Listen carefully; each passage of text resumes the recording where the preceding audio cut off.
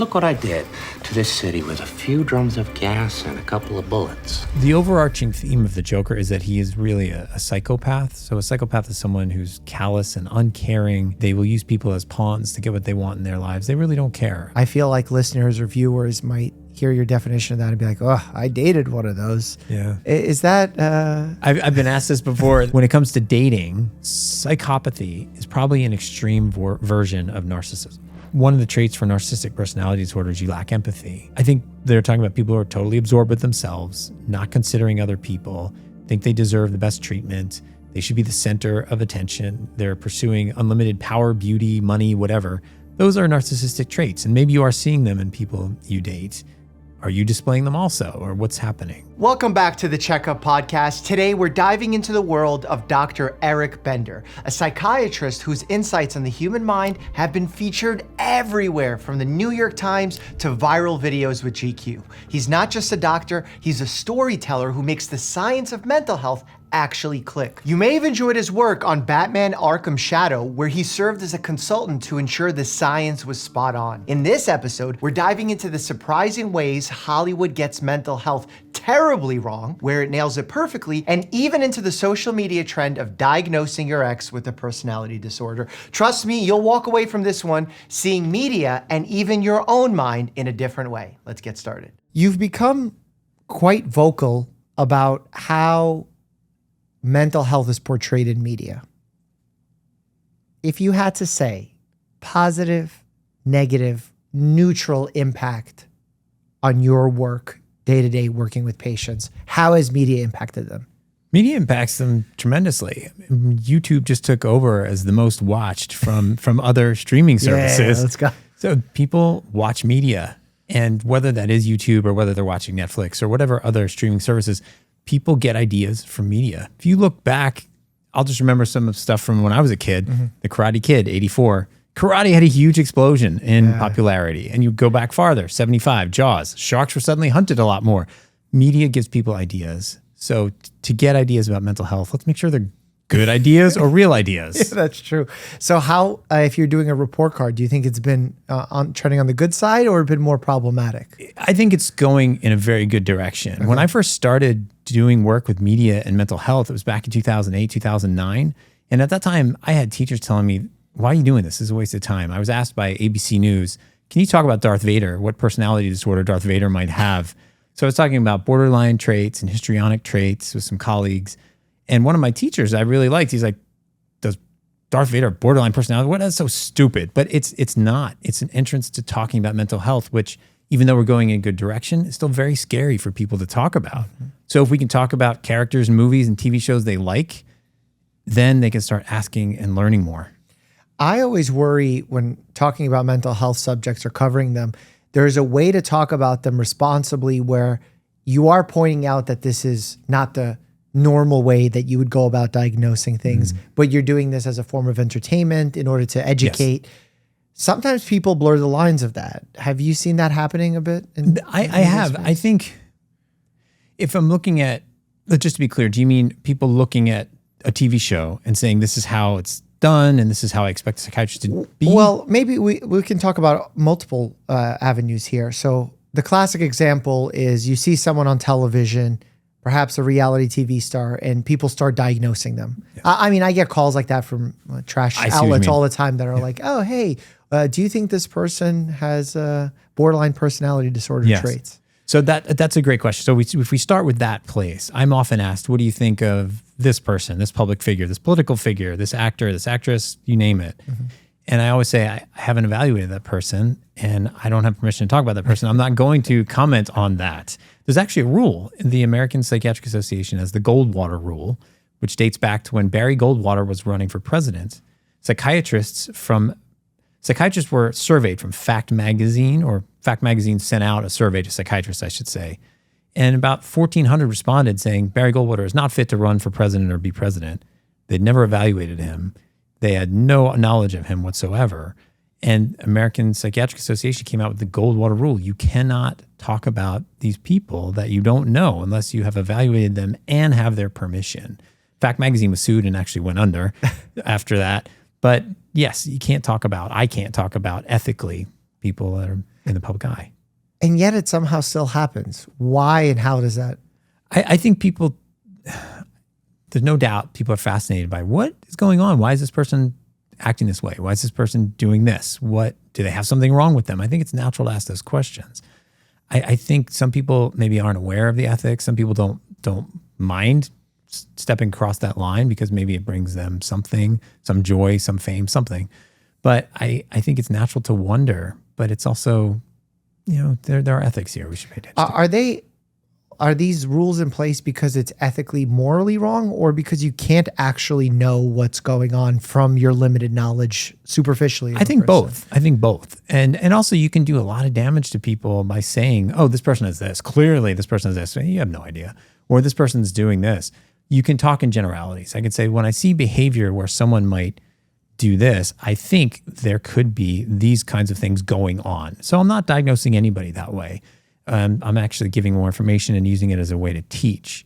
But you have to watch when you're doing media interviews because you can get clipped where suddenly they're saying it. And I'm sure you've had that experience where suddenly you're wait a minute, that's not what I said. Yeah. And this actually happened to be a point of prominence 5 years ago on YouTube, maybe a little longer, where people started labeling one of the Paul brothers. Was it Logan Paul or Jake Paul? So a sociopath.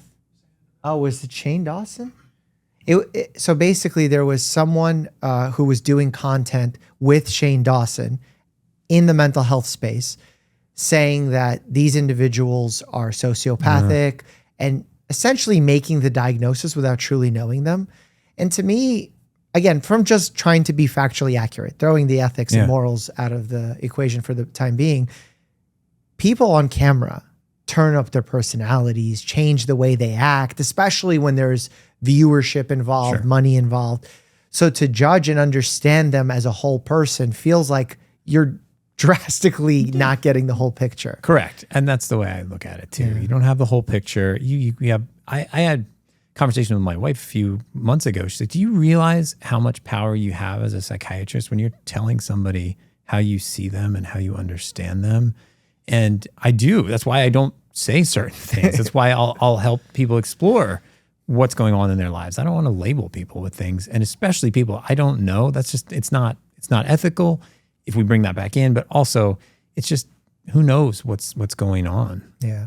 What about from the standpoint, if you're talking about a fictional character, does the ethics then resolve and the accuracy is less important? These individuals have not existed and they're great teaching tools. And it's a great way to start conversation about mental health. Now, when I first started, again, people weren't necessarily open to this. There were some major comic book characters that colleagues and I looked at. And some of the people behind the characters were like, why are you doing this to us? Almost thinking we were taking away millions of dollars because we're criticizing. That's not the case at all. You can actually have more psychologically deep characters, and they're even more appealing to your audience. So people weren't always open to it. Why weren't they open to it? I think they were afraid of what would happen to our characters if we have to change this. If these guys, these psychiatrists, these doctors, these whatever, are telling people this about the character, what if we change them? But there's been a huge change over time. I mean, now I get calls about, hey, can you add psychological depth to our characters? We don't want to do this show, video game, in the wrong way. We don't want to do anything that's stigmatizing. What does it mean to add psychological depth to a character? So what makes somebody tick? Why do they have this kind of reaction with the world around them, to the world around them? How do they interact with people? What goes behind that? Why might they think this about someone? Why might they think this about themselves? So all the pieces of who they are and how that comes together to create a character, somebody just like us who is going through the world and interacting with the world in different ways. We're the sum of where we came from and who we are. It has to do with a lot of experiences in our lives. So it's understanding what experiences might make somebody like this. Do you think about a specific patient when you're doing this? I don't think about a specific patient. I think about the character. So I was really lucky to work on Batman Arkham Shadow. It came out in 2024, and I was excited. It got VR Game of the Year. And Camouflage, the company that put it out, that worked for Meta, they were so open to this. And what I would do is I would talk with them about the characters and what they wanted to show. And then they told me some of the story they had, and I could say, oh, if someone came from this kind of background, then this would probably happen. This is how they might see this. This is how they might understand their emotions. So it's not that I have a patient in mind, but I'm imagining them sitting in front of me. What can I understand what happened in their lives that would make them this way? Is it always that like fatalistic, for lack of a better word, where if this happened, this type of upbringing, that means they'll develop in this certain way? No, it's actually the reverse. I'm like, okay, this could come out this way. Like they're acting this way. I could see that this could be in their background. Got it. Okay. So it's not always just a one-to-one equation moving in both directions. So then when we have fictional characters, isn't there ever a concern if people start seeing them being diagnosed as a way to scare them away from seeking help for their own mental health problems? That's an interesting question, because one of the things that I remember most from one of the Comic-Con lectures I was a part of is we were talking about mental health in comics and TV shows. And at the end of the lecture, a woman raised her hand and said, when is there going to be a depiction of a character that doesn't make me feel like I'm going to be a criminal? When am I going to see a villain with mental illness that doesn't make me think I'm just going to grow up and be terrible? And I remember that so vividly. And I think the way I go about this is never to teach somebody, oh, don't be like Batman. It's more like, let's understand this. How is he coming to deal with maybe PTSD? Or how is he dealing with this? Why does he react so strongly to this? And I think that gives audiences little bits of themselves. They're like, oh, wait, I do that too. Oh, wait, Tony Soprano, he has a panic attack. I've had those. Oh, I could talk about that. Or, oh, Batman, he did this. Or Superman, he feels this burden of responsibility to take care of people. That's what I feel like with my parents right now. So it's just ways to people to understand themselves and see themselves. So it's probably good to do it with a variety of characters, not just villains, let's say, but heroes and everyone in between. Yeah, and I think you've seen that over time, where it used to be all the villains, the tropes were, oh, they were neglected, they had this, and they became this psychopath and this. Now you see anti-heroes more, like Don Draper from Mad Men, or you would see Tony Soprano. You'd see these people that are borderline good, bad. It's not just a villain. And then you see heroes that are struggling with things. And I think that's really important. I mean, look at Superman, lost his parents in Krypton, and he's here to take care of a human race he's never going to be a part of. So there's huge psychological weight there. So we can talk about that and people can understand just more about themselves. Yeah. Before we get into psychoanalyzing Batman, because I want to do that and more. Yeah, sorry. No. That's really good. The third part of that conversation of when media starts doing psychological coverage of, we started with nonfiction, then fiction. Then what about when they're in a fictional program depicting what therapy is like or who needs therapy? I feel like that's the third section of it. Do you think that has been portrayed in an accurate light? I'm trying to be responsible for making sure it's portrayed if I'm asked about shows or movies and comic books. But yes, I think it's getting better. I think The Sopranos did a great job with that, with Dr. Melfi, and what it was like for Tony Soprano to come into therapy and develop this relationship with somebody. I think there are a lot of shows that are doing it really well. I also think if you've ever watched a 0-0 baseball game, some people are really bored of that. They're like, oh, there's no scoring, there's nothing. That's why people shit on soccer all the time. Yeah, exactly. Same thing. Yeah, that's it. We'll take soccer. People are like, oh, this is boring, but there's so much going on, and therapy's like that too. There's so much going on in the moments where there's not a Goodwill Hunting moment, right? That I think people don't want to necessarily see that, and that takes time. So a TV show is limited to a certain amount of time. You're not going to show therapy unfold the way it would. Yeah, but you can take elements of it. I think it is getting more accurate. I think it's being depicted Any better. Particular bad examples of therapy that stick out in your head? Bad? It's not that I find them as bad. It's just I'm like, oh, I wish they'd done that a little differently. Mm-hmm. So I think I'll give you a great example of where I was really excited and I thought, oh, they could have even done a little bit more, was Never Have I Ever, Mindy Kaling's show. I thought it was great. There was a bunch of adolescents. One of them was seeing a therapist after the death of a family member and had been seeing that therapist for years. And it was really great, because that doctor had an understanding of adolescent behavior and understanding how this teenager might have seen herself. And the teenager went to that therapist repeatedly for help and guidance. But there were a couple of things. I think it was a comedy. Like she would break in to the office, kind of like bust into the office when the therapist was having lunch. And there could have been a patient there. Like people just don't do that. So there I was like, oh, this is great. But and then also there was a time when the therapist hugged the patient, and you're not going to touch your patients in that way. But again, I love that they showed an adolescent needed help. Are hugs unethical in the It's not psychiatric space? unethical. It's individual, but I would say I've had some teaching that once you touch the patient, the relationship has changed. Now, I will touch a patient because I'm taking their blood pressure or something like that, or a handshake, something like that. But a hug, to me, in the way I was taught, is like that's a little much. So I've had patients ask In me, your in the time that you were being taught this, what were they saying, that the patient then attributes something different to the relationship? yes, there are certain boundaries in psychiatry, and they call that the frame. And you have to think, why are you breaking the frame? You always have to understand. Tell me more about this frame. It's the frame refers to the boundaries you have with the patient, and they're in place to help the patient. So you wouldn't go out drinking with your patient. You are not your patient's friends. They need somebody who can be objective, somebody who can see them in a certain way, somebody who can understand them.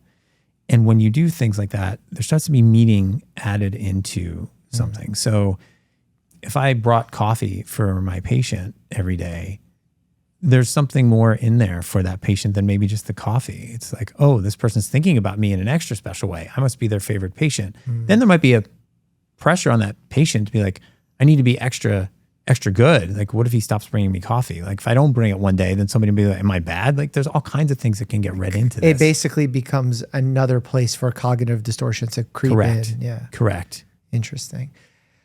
But how do you maintain like a healthy, happy doctor-patient alliance while maintaining this very strict frame? I think that's the art of medicine when it comes to psychiatry. If you're doing therapy, is how do you do that? And what I will say to patients is when they'll say, I wish I could be a neighbor. I wish I could be your friend. I'll ask them, what would that do? What would that be like if we were friends? And if you imagine that world, what do you imagine? Because I want to know what it is they're getting out of that. So I'll explore it. I'll also say, that there are boundaries here for a reason, because I need to be someone that is different from everybody else in your life. It's also just a unique relationship to be in therapy with someone. And our relating this way, our relating the way we do, the therapy happens here, and all the feelings you have, you take outside. So more therapy happens out there. And our time is just this hour, 2 hours, 3 hours, 4 hours a week. And I want to see how you're reacting to that. Yeah. Have you heard about this case that's, it's not even a case, probably giving it too much credit, on TikTok going viral, of an individual sharing what she describes as a relationship that has formed with her psychiatrist or psychologist. And she does this like multiple series of TikToks sharing this story about why they're interested in her. And the internet is like really interested. Is she making this whole story up? Is this fictional? Is she sharing her real life? And no one really knows. And because of all this curiosity, it's garnered a lot of attention. Interesting. No, I haven't heard about that. I'd be interested to learn more. What I find is, if you think about your patient and what your patient needs, generally that guides you pretty well. So that comes to, when it comes to self-disclosure, talking about something about myself, it's because I have the patient in mind. I think they can learn something from it. I shouldn't be filling up that space. I don't need my patients to take care of me. And if they ask me certain things, you don't want to be weird. So if people are saying, oh, where are you going on vacation? I might say, well, I'm going to go here to the East Coast. I'm just going to go visit some family.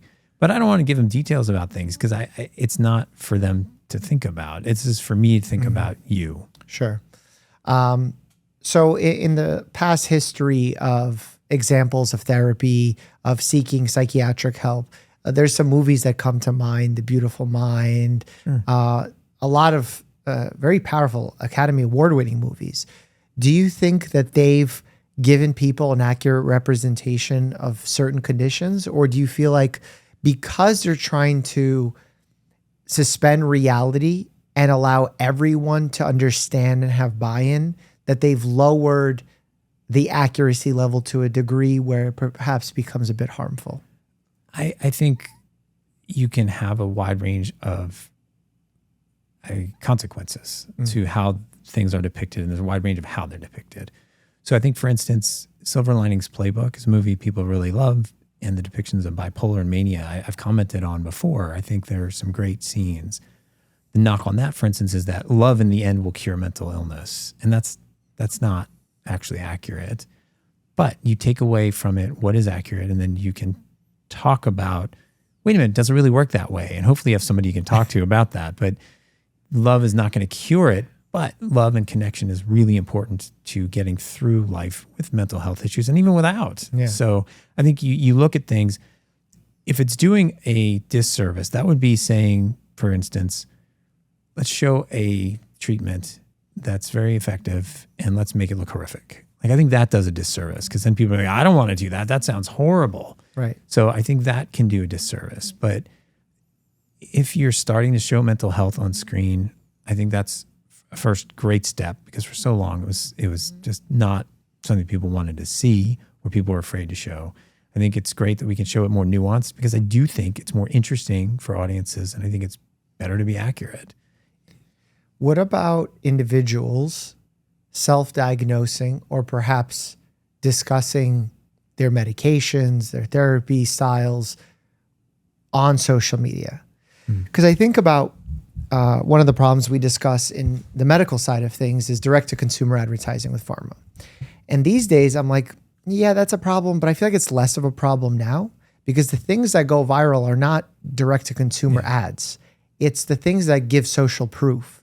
So someone making a very passionate plea of everyone should be on this medication, it saved my life, and really going to bat for it, perhaps can be a disservice, way more effective than any direct-to-consumer advertisement from pharma.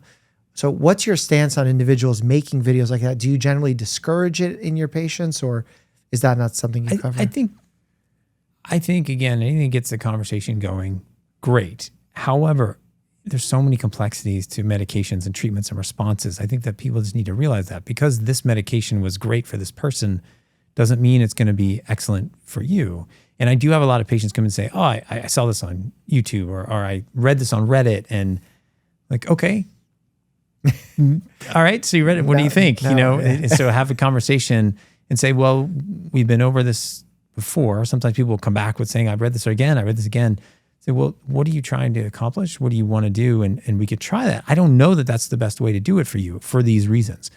So I think people can't come in with those questions. I encourage you to bring them to your doctors, talking to your audience here. Bring those questions to your doctors, but realize not everybody's going to respond the same way. Yeah, because I think about how difficult it is to access mental health support, seeing a doctor, let alone in any specialty. But then they see some of their friends that are perhaps sharing their mental health journey, getting a lot of support. Does that ever start becoming addictive, perhaps contagious, where they're like, ooh, this person's getting support. Maybe I too am suffering with that. And they kind of see themselves in those people. Yeah, I think especially younger and more influential minds. Yes, I think people can be influenced by other people. So in that case, it could be a good thing if someone says, hey, I've gotten some help and I'm feeling better. Maybe someone else is willing to say, oh, my friend did this, so yeah, I'm going to go try to get some help. So I think that can be good. Whether it's contagious might be too strong of a word, but the fact that we can actually have people say to each other, I'm really struggling with depression, I went to talk to somebody, it helped, or I'm really struggling with anxiety and I don't know what to do. And then maybe their friend that they're talking to can say, have you thought about talking to a professional or talking to somebody that might be able to really help you? I really like when that happens. I really hope that happens more. Do you think there needs to be a healthy balance between being comfortable breaking the stigma and sharing that you have a mental health diagnosis versus wearing it like a badge of honor almost? Yeah. Like, how do we balance that? The way I look at that is mental health is a part of who you are. It's not everything. It's a part of your story. It doesn't have to define you. So how do you understand your mental illness, and how do you understand your mental health? And what does talking to other people about it give you? What are you trying to get? I think that's one of the big things with patients is, what are you hoping for? What are you wanting when you talk to people? And asking them, how would people respond to that? Are you finding they're responding well, or what are they thinking? And what do they tell you they're thinking? And then this can be something that we can look at, like, is this pushing people away to talk about your mental health or to talk about anything? Like you're talking about it, what does it do in terms of your relationships? So I think we need to look at each individual case and understand what's happening there. Yeah, I've definitely seen a fair share of my patients, like, meaning that I've seen stigma be broken to some level on social media where people are more open to talking about their mental health journey. And I view that as a win. But then I also see patients of mine that have not been seen for some period of time. They didn't have insurance, lack of access, et cetera, end up self-diagnosing because they saw someone. So I'm trying to, obviously I would love for them to spend time with a psychiatrist like you and have the ability to reflect on these emotions. But knowing that many of them won't, what are some guardrails that individuals can have for themselves when watching content online? I think realize you are who you are. You're not this person you're watching. And even though you might identify with them, you're still who you are. And you need somebody to see who you are and understand what you might need. So if you're self-diagnosing, it's good that you're taking an interest, but then talk to your doctor and ask them, this is what I'm seeing, this is what I think. Do you see this? Is there a way to figure out if this is a diagnosis? Often people will come to me and say, I can never concentrate, I have ADHD. I'm like, well, there's actually a lot to ADHD. So let's talk about what you're experiencing. Can I have your consent to talk to family members? Do you have old report cards? Do you have things that show there's actually a history of this? So I think you really have to spend time with your patients understanding what they're coming to you with. What have they been self-diagnosing? And they might be super excited to finally get help. So I want to figure that out. Or are they super excited to get a stimulant? Yeah. So what do you do in a scenario like that where someone comes in and they kind of self-diagnose with ADHD and they are looking for a stimulant or believe that they should be on a stimulant, and you do the research, you talk to family members, you look at report cards, and you don't see that pattern evolve? What do you do in those That's scenarios? happened a bunch. I'll say to people, I don't think you meet criteria for ADHD, actually. I think you might have more anxiety, and that's actually holding you back. And that the way your brain is going from one thing to the next is because of anxiety. Or I'll say, I'm not sure that this is ADHD. I think you might have a learning challenge here. And let's look at that a little bit more. There's a neuropsychologist I know that you might see, and they can do a lot more detailed testing, looking specifically at that. And let's see if there's something there. So I'll have a conversation. I'm not going to shy away from it. Do they ever get negative about that? Yes. There have been times when I'll say to somebody, you might have ADHD, but I think your addiction issues are what we need to address first. And let's have you see somebody who specializes in that type of addiction. Sometimes people get very upset. They're like, I came to you for ADHD, not addiction. And I have to say, I understand that. I also don't ever want to do my patients a disservice. And I would be doing you a disservice if that's what we're focusing on. And you're very confident in going that Yes, route? I am. And I don't mind people not liking me, because that's also part of being a psychiatrist, is tolerating how people feel. And I'm okay with my patients being mad. I'm okay with my patients being really unhappy with me, because I think that's part of being in therapy, having that space to be angry, to be upset. I feel like psychiatrists then are the perfect profession to be on social media because part of being on social media is tolerating that experience of people being really mad at you. Yeah, it's a good point. Yes. So it's a muscle I'm continuing to flex every day. Nice. What's been your experience making some of these reaction videos, commentating on superheroes and villains? Yeah, I feel really lucky. A lot of people have really loved it. They want to know more. If you think about your favorite TV shows and movies, you're like, oh, I wonder what's going on in that world still, or why did he get that way, or how did she respond, and why did she do that? Why did she have that relationship with her father? So when I talk about what might be there, people love it because it's their characters, it's their shows, and they want to know more. Every now and then I'll get some negative comments like, you're wearing the wrong glasses. Those are terrible ties, that kind of stuff. But then the other thing that people really feel strongly about is certain things with treatments. Like, I would never offer that treatment. Why are you offering that treatment? You're a psychiatrist. You have no business talking about therapy. And that, I just have to tell people I actually sought out extra training in therapy. And just because I'm not a psychologist doesn't mean that I'm not a therapist. And I've other people say, you're a pill pusher, you're a psychiatrist. I can prescribe medication. I went to med school. It doesn't mean that's what I do the bulk of my day. So I think some of these I have to let roll off my back. And I think if someone really took the time to understand, they wouldn't have the negative comment. Or I think sometimes people have been really scarred by experiences. Maybe they had a negative experience with mental health professionals, or they had a negative experience, someone in their family had a mental health issue. So I always think this person's coming from somewhere. I don't know what it is. I just want to be here and I'll answer questions if I can. Do you ever get the sense of, and someone just mentioned an example, I don't remember the example offhand, but I felt like two things were true at the same time that felt like they couldn't be true. There were two individuals speaking. One was an expert, I believe, in the mental health space, maybe a neurologist. And they ended up going down this pathway of, oh, did you do this in your childhood? Oh, did your mom do this while she was pregnant with you? And they went down this checklist. And he's like, well, that's why you're feeling this way. And my thought right away in that moment was, A, that's bullshit, because you're not really evaluating the situation. You can't know. And B, is it could be true, because there are some examples of maternal exposures and how they impact the development from a neurophysiological standpoint. So it's like, you need to have in your head, this is bullshit, but also can be true at the same time. Yeah. How do you feel like those worlds coincide in I think, let me think of how to best say this.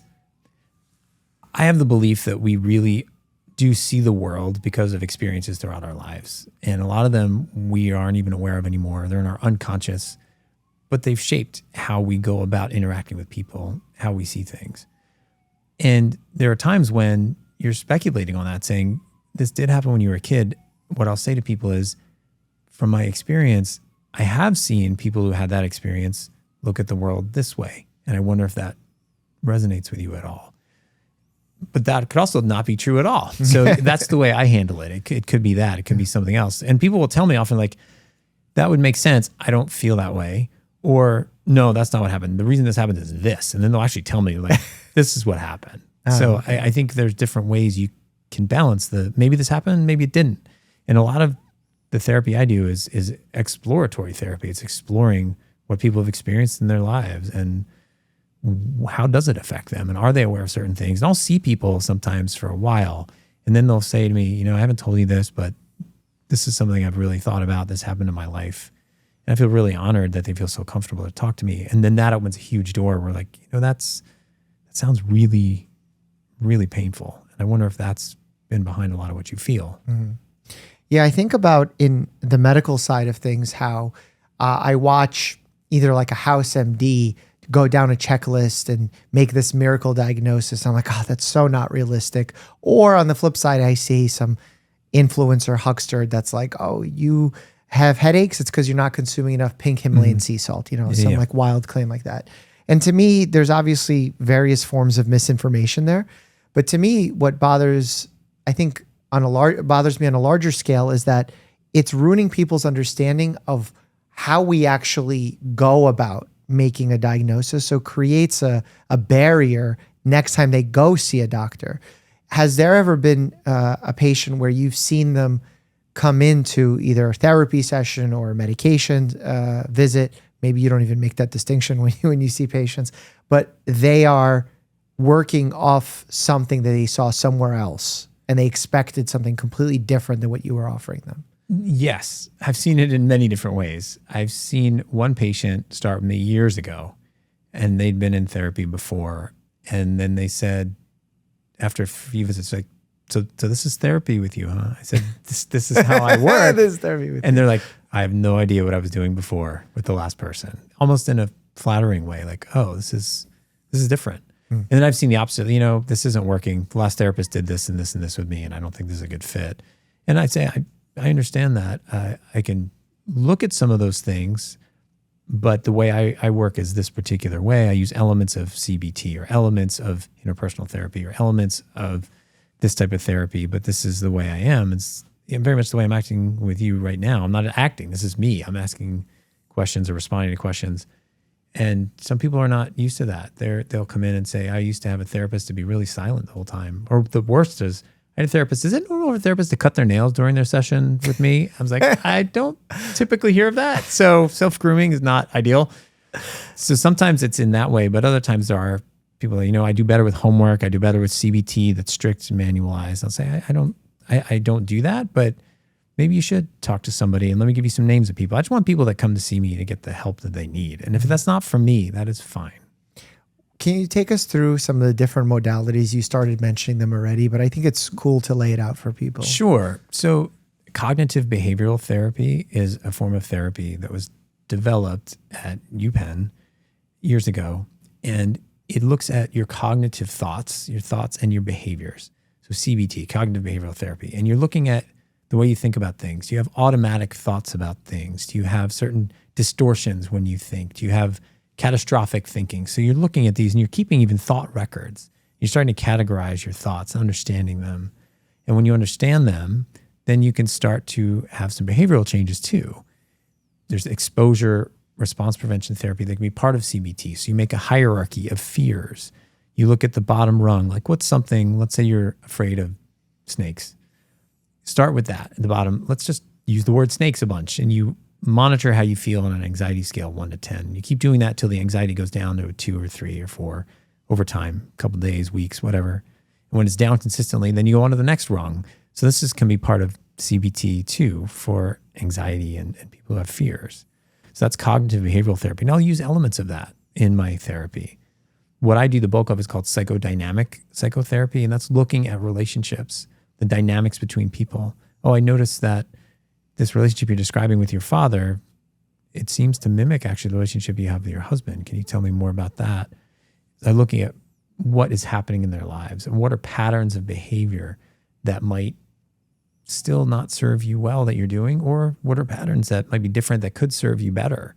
So that's psychodynamic work, looking at relationships. Psychoanalytic is looking at the unconscious. It's looking at experiences earlier in your life that you might not have realized impacted you. So I'll use some elements of psychoanalytic psychotherapy.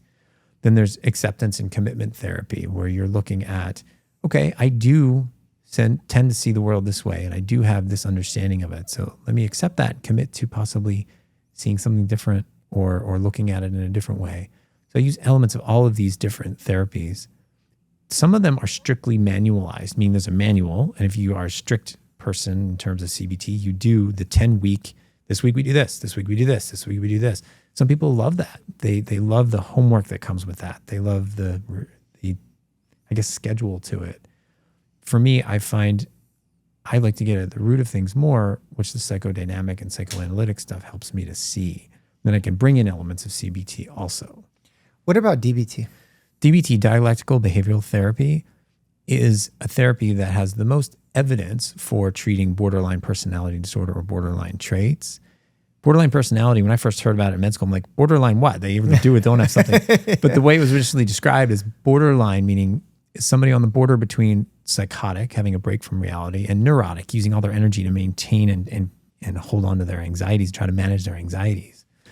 So borderline traits, that's best depicted most recently on television, in my opinion, by the mother in The Bear. So Donna Berzato, played by Jamie Lee Curtis. There's some incredible scenes in The Bear where she really shows borderline traits. In the episode The Fishes, where she's cooking the Christmas dinner for everybody, she shows an unstable sense of self. She shows that she can devalue herself very quickly. There's even some suicidal type gestures, the idea that people are abandoning her, and this frantic reaction to perceived abandonment. So DBT is used to help with those types of traits and features and personality styles. And what happens in DBT is there's a very comprehensive team that looks after someone. There's a 24-hour care group. There's group therapy. There's individual therapy. There are techniques. You do things called chain analyses, for instance, like, oh, this event happened and set you off. Tell me, what was the start of that? And then what was the start of that? And then how'd that go? So there are very strict things you do. Why is that so well suited for specifically BPD? I think that, and it's not something I'm an expert on, so I want to be clear on that. I think that there are ways to get people to look at their behaviors that help them say, oh, maybe I don't need to respond that way. I think that's part of it. I also think, to be honest, and I remember learning this too, some of the stuff is so tedious. They're like, I don't want to do that. I'm going to change my behavior so I don't have to go through a chain analysis next time with my provider. Right. So I think there's that. But I also think with all these therapies, a lot of it comes down to the connection you have with people. When there's a team looking after you, you're connected to people. People are thinking about you. People want to make sure you're okay. And that's really what I find is the base foundation for psychotherapy is just being with somebody, understanding them, being curious about them. I probably ask 500 questions in my day because I want to know about people and I want to ask. And some people will say to me, well, maybe just observe. And I do that too. But there are ways to make people feel like they're important. And I think when that has not happened in someone's life, when they've not understood that they're a priority, then all kinds of dysfunction can happen in their lives. Have there been, I mean, I know they've existed to some degree, maybe not wars is a bit of a strong word, but disagreements about is psychodynamic therapy the right approach versus CBT versus analyzing. What has shifted and what has been sort of the mainstay, if any? What I think, and there's some studies showing this, is that it's really about the connection with the provider. No matter what modality, it's about the connection with the provider and feeling there's a relationship there. So you could do CBT or you could do psychodynamic work, and it's really the provider. So that said, there's still a belief that cognitive behavioral therapy is the gold star for people with, say, OCD or severe anxiety.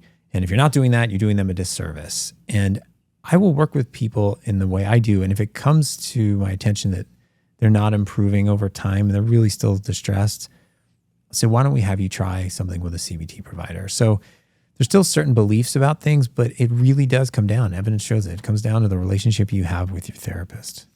And how does medication start playing a role into the therapy modalities with your patients? With my patients, so a lot of psychiatrists will prescribe medication and do what's called medication management. And we, at some point I can go over how to start with a psychiatrist 101 because a lot of people get confused. Yeah, psychologist is talk therapy, psychiatrist, usually medication, but also could be therapy as well. Yes, psychologists have gone to graduate school. They can't prescribe medication and they can do evaluations, they can do psychotherapy, there's lots of stuff psychologists can do. Psychiatrists have gone to medical school and they can prescribe medication. Some people have a medication practice where they see people and they just prescribe medication. Maybe they have 15-minute slots, maybe 20, maybe 30-minute slots, and they do that back to back all day. I feel like I'm missing something if I'm not talking to the patient in psychotherapy. And so I prescribe in the context of seeing somebody in therapy. And medication, as I tell people, can be a part of treatment.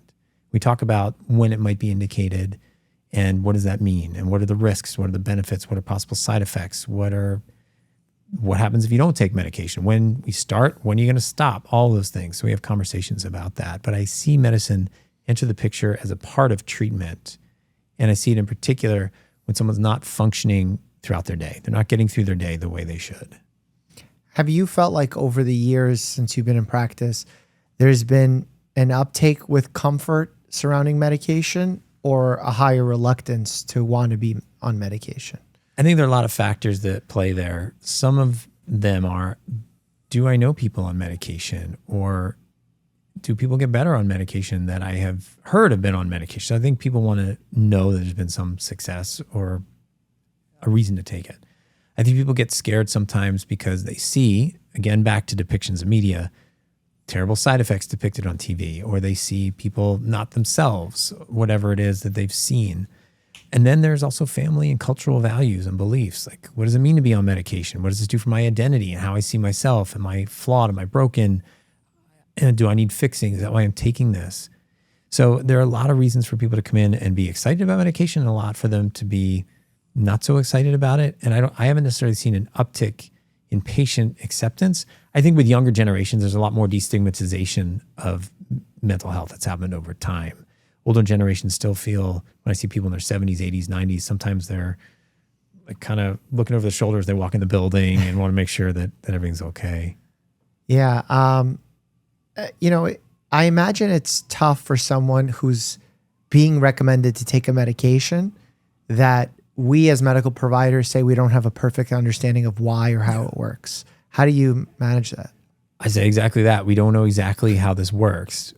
The studies show that the serotonin system is involved in mood regulation and an emotional response. These medications somehow affect serotonin, and it could be in the pathway itself. It could be in the receptors. It could be potentially that it increases serotonin. We're not exactly sure. That seems to have been dispelled, but some more research recently is showing this or this. So I have those conversations. I don't want to hide things from my patients. But there are a lot of people that feel better on these medications. And as soon as we're starting it, I'm thinking about when we can stop it too. Do you ever feel like, has it ever happened that you recommend a medication to a patient? You're like, man, I know this is a good candidate. This is a great case for it. But the patient's just reluctant for cultural reasons or reasons that perhaps are not medically sound in nature. And you're very frustrated that you want to be able to help them and you know this is a potential way of helping them, what do you do in those scenarios? I hang in there with them. I have to meet them where they are and just say, I know we've talked about this. It'll be weeks. I'll say, I really think we should try medication. There's one patient I'm thinking about in particular. It was a long time before they were willing to do that. They kept thinking, I don't want to take medication. I don't want to take medication. And then they felt better. But then they were dealing with what's it like for them to be on a medication. And we talked about that for a long time. And then they wanted to go off and symptoms came back. So we tried a different medication. So it's all part of where the person is. And if that's where they are, that's what I'm going to deal with them. Has there been a good example in pop culture of medication or the use of medication that you thought stands out? I'd have to think about that with medication. I think, actually, you know what?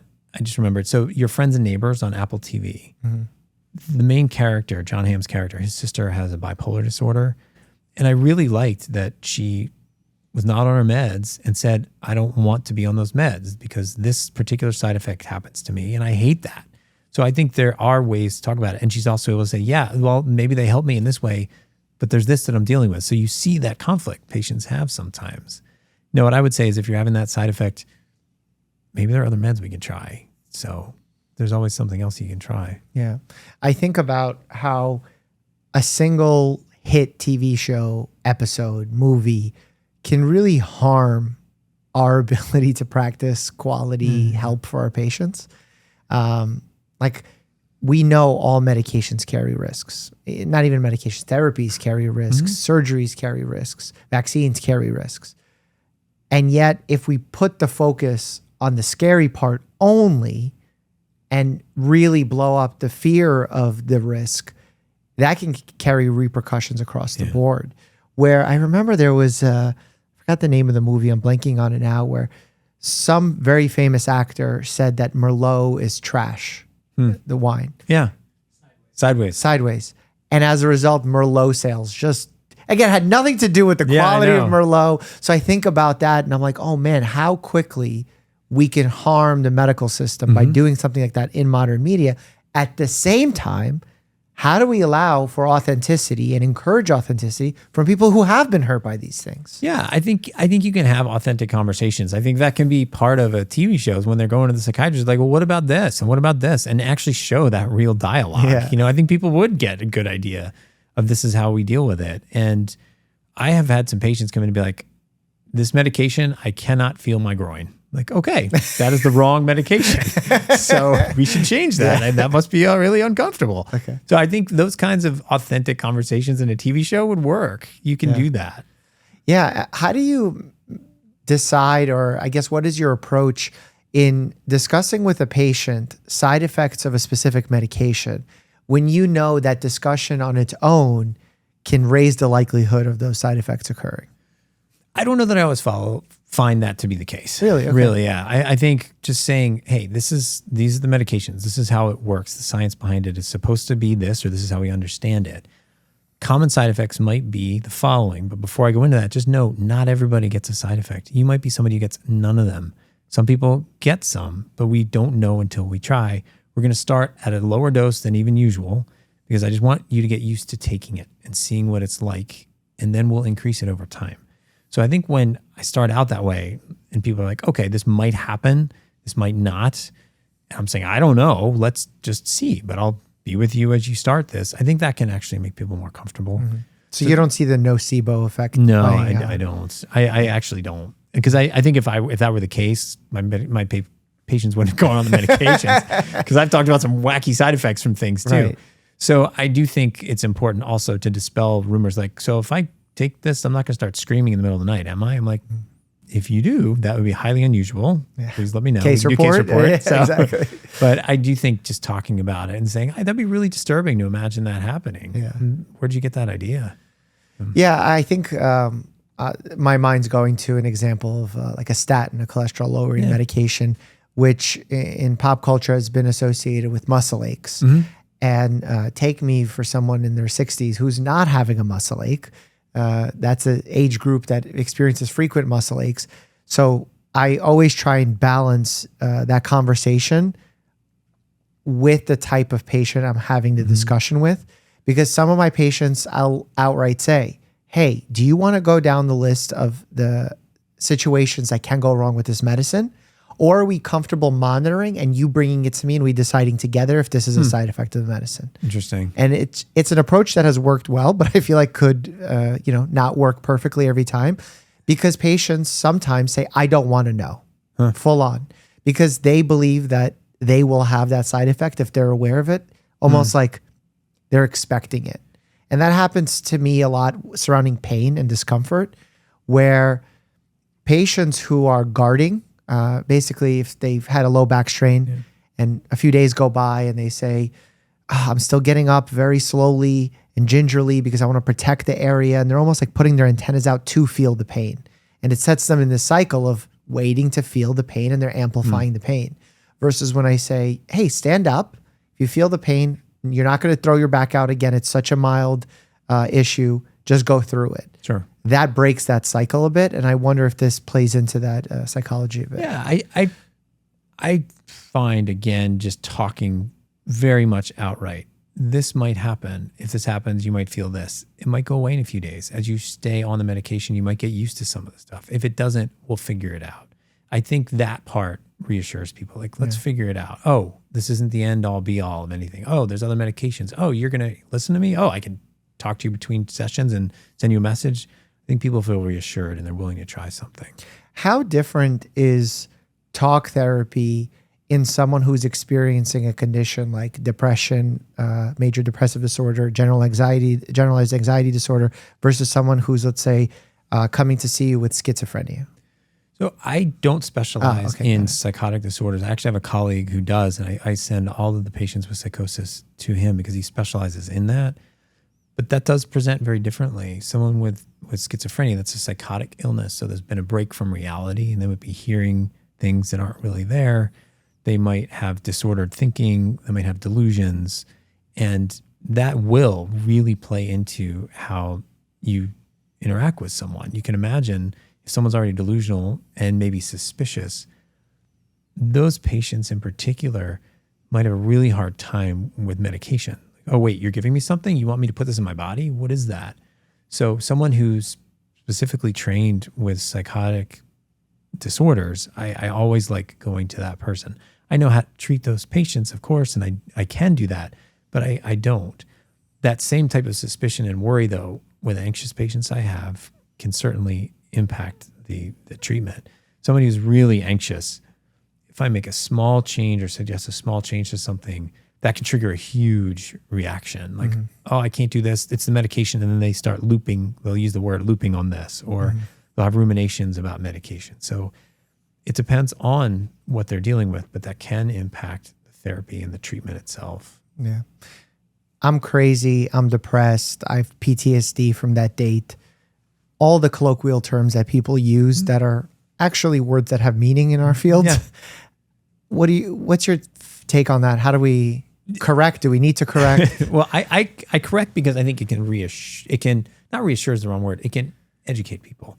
So when somebody says, yeah, I don't know, maybe I have a mania, I'll say, tell me why you think that. And they'll say, okay, in psychiatry, there's actually a real strict list of criteria for what mania means. I know we use it colloquially in songs or in whatever to say you're going back and forth, but that's actually not what mania is. Mania is when for 5 to 7 days, you've been awake for days at a time because you have increased energy.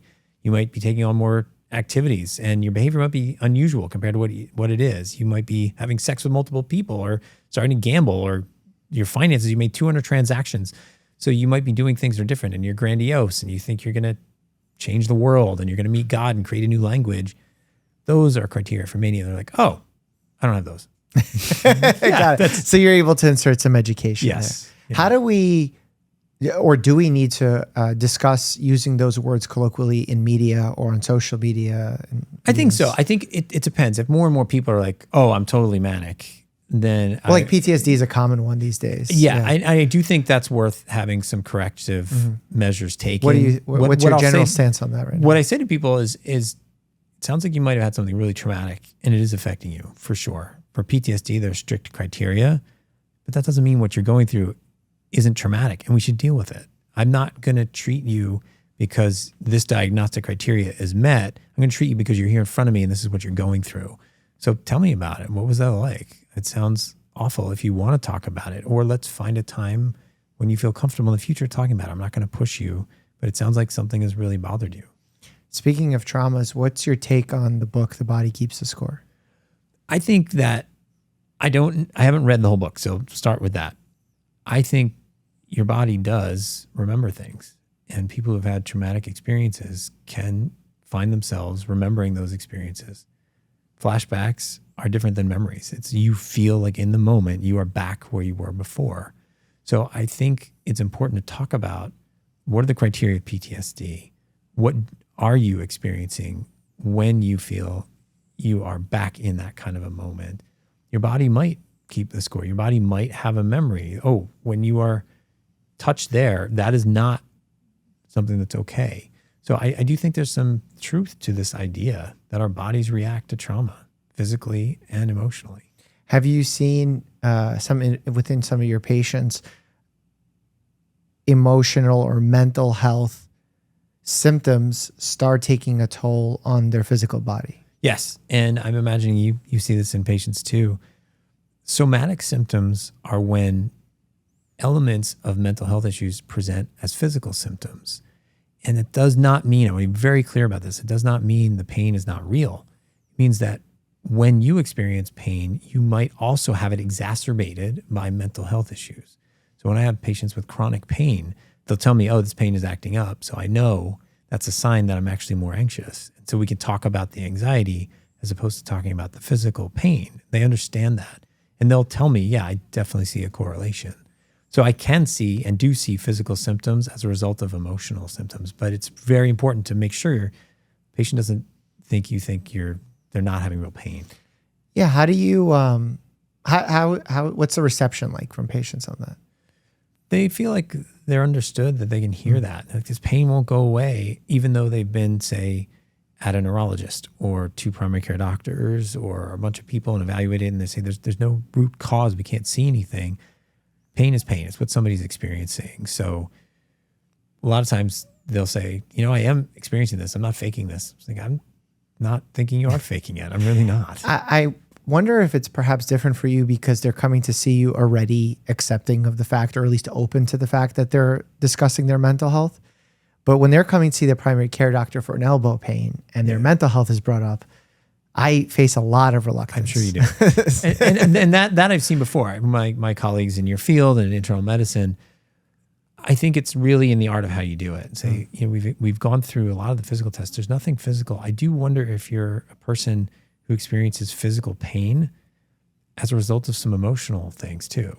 And maybe it's worth talking to somebody about that. I don't think you're crazy, to use that word. I think you're really in pain and we want to get to the bottom of it. We've exhausted these outlets. Why don't you see a psychiatrist and see if there's something there?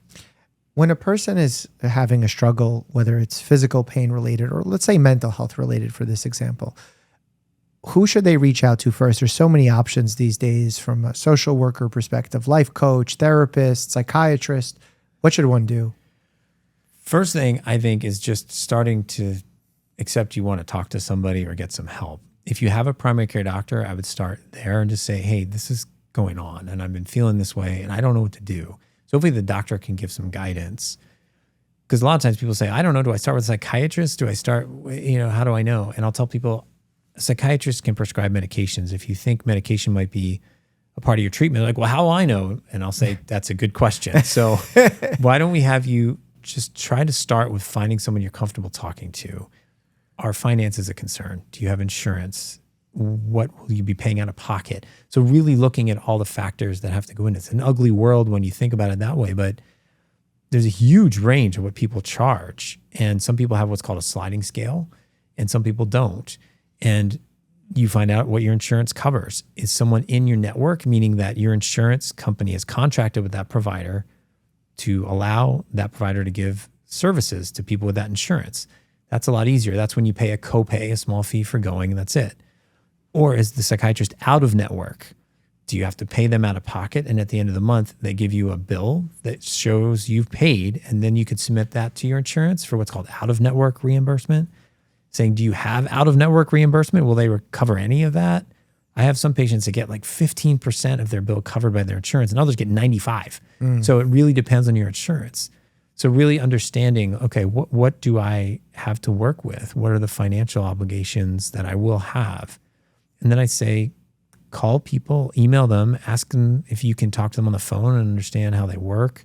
Do they have an introductory session? Do they charge for that? Do they have a 15-minute session on the phone they don't charge for? Just ask a lot of questions. Don't be afraid. What are those good questions to ask?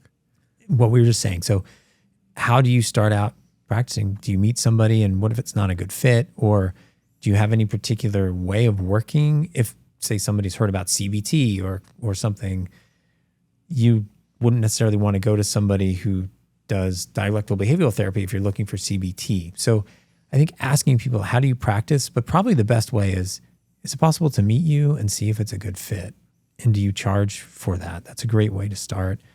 Also knowing as a provider, does the person coming to you have a preference for a man or a woman? That's the other thing. So if you're a patient considering seeing someone in mental health, do you want to work with a male provider or do you want to work with a female provider? That narrows down the field. That's one flowchart direction for sure. Do you want to see somebody that can prescribe medication? Because if that's an option, you don't want to go to somebody else. That's called split treatment. When you have one person for therapy and then you see a psychiatrist or your primary care doctor for prescribing medications. So do you want that or do you want the convenience of seeing one person? Psychiatrists can often be on the higher end of fees because they've gone to medical school. And I think the rates that they're reimbursed, I know this in fact, the rates psychiatrists are reimbursed by insurance is very low. So typically a lot of psychiatrists don't take insurance. So you should know if you go see a psychiatrist, you might end up paying more than you would if you see somebody else. So just having all this stuff in mind and asking questions is really important. If you're seeing a psychologist, is there ever a world where they say, we think you may be a good candidate for medications? Absolutely. That's how a lot of people who have a psychiatry medication practice get referrals. They know therapists. Therapists will say, I think this patient could benefit from medication. Can you do a medication consultation? Can you meet the patient? Now, in that case, the consultation is not as long as necessarily 3 or 4 meetings. It's often maybe 1 hour, 2 hours. It depends on how people practice. But then you would meet that person for follow-ups that are, say, 15 minutes, 20 minutes, 30 minutes. Your therapist is still the primary person you see. But there should be a good collaboration between the two. And psychiatrists are notorious for not calling back therapists.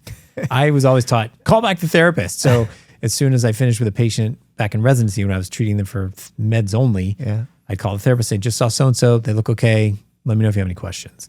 And you'd be shocked how many people are like, you're the only person that called me about this. So yeah, like I like to be the quarterback of my patient's care as a primary care doctor. So when I send a patient to a subspecialist, I'm doing it in the sense of you know something that I don't know because it's a very complex case, or you do a procedure that I cannot do or have the equipment to do. So I expect to get some sort of report or at least a chart message, something to know what is the plan so that me and the patient can meet again and discuss it. And that is a dying art these days of having that level of communication. So. I actually really like that when I am working with other providers because I like collaboration. This person sees this aspect of the patient.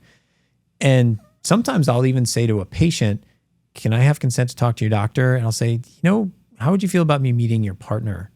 Because maybe that would help. It sounds like there's a lot of stuff going on between the two of you, and I get a different perspective from that person.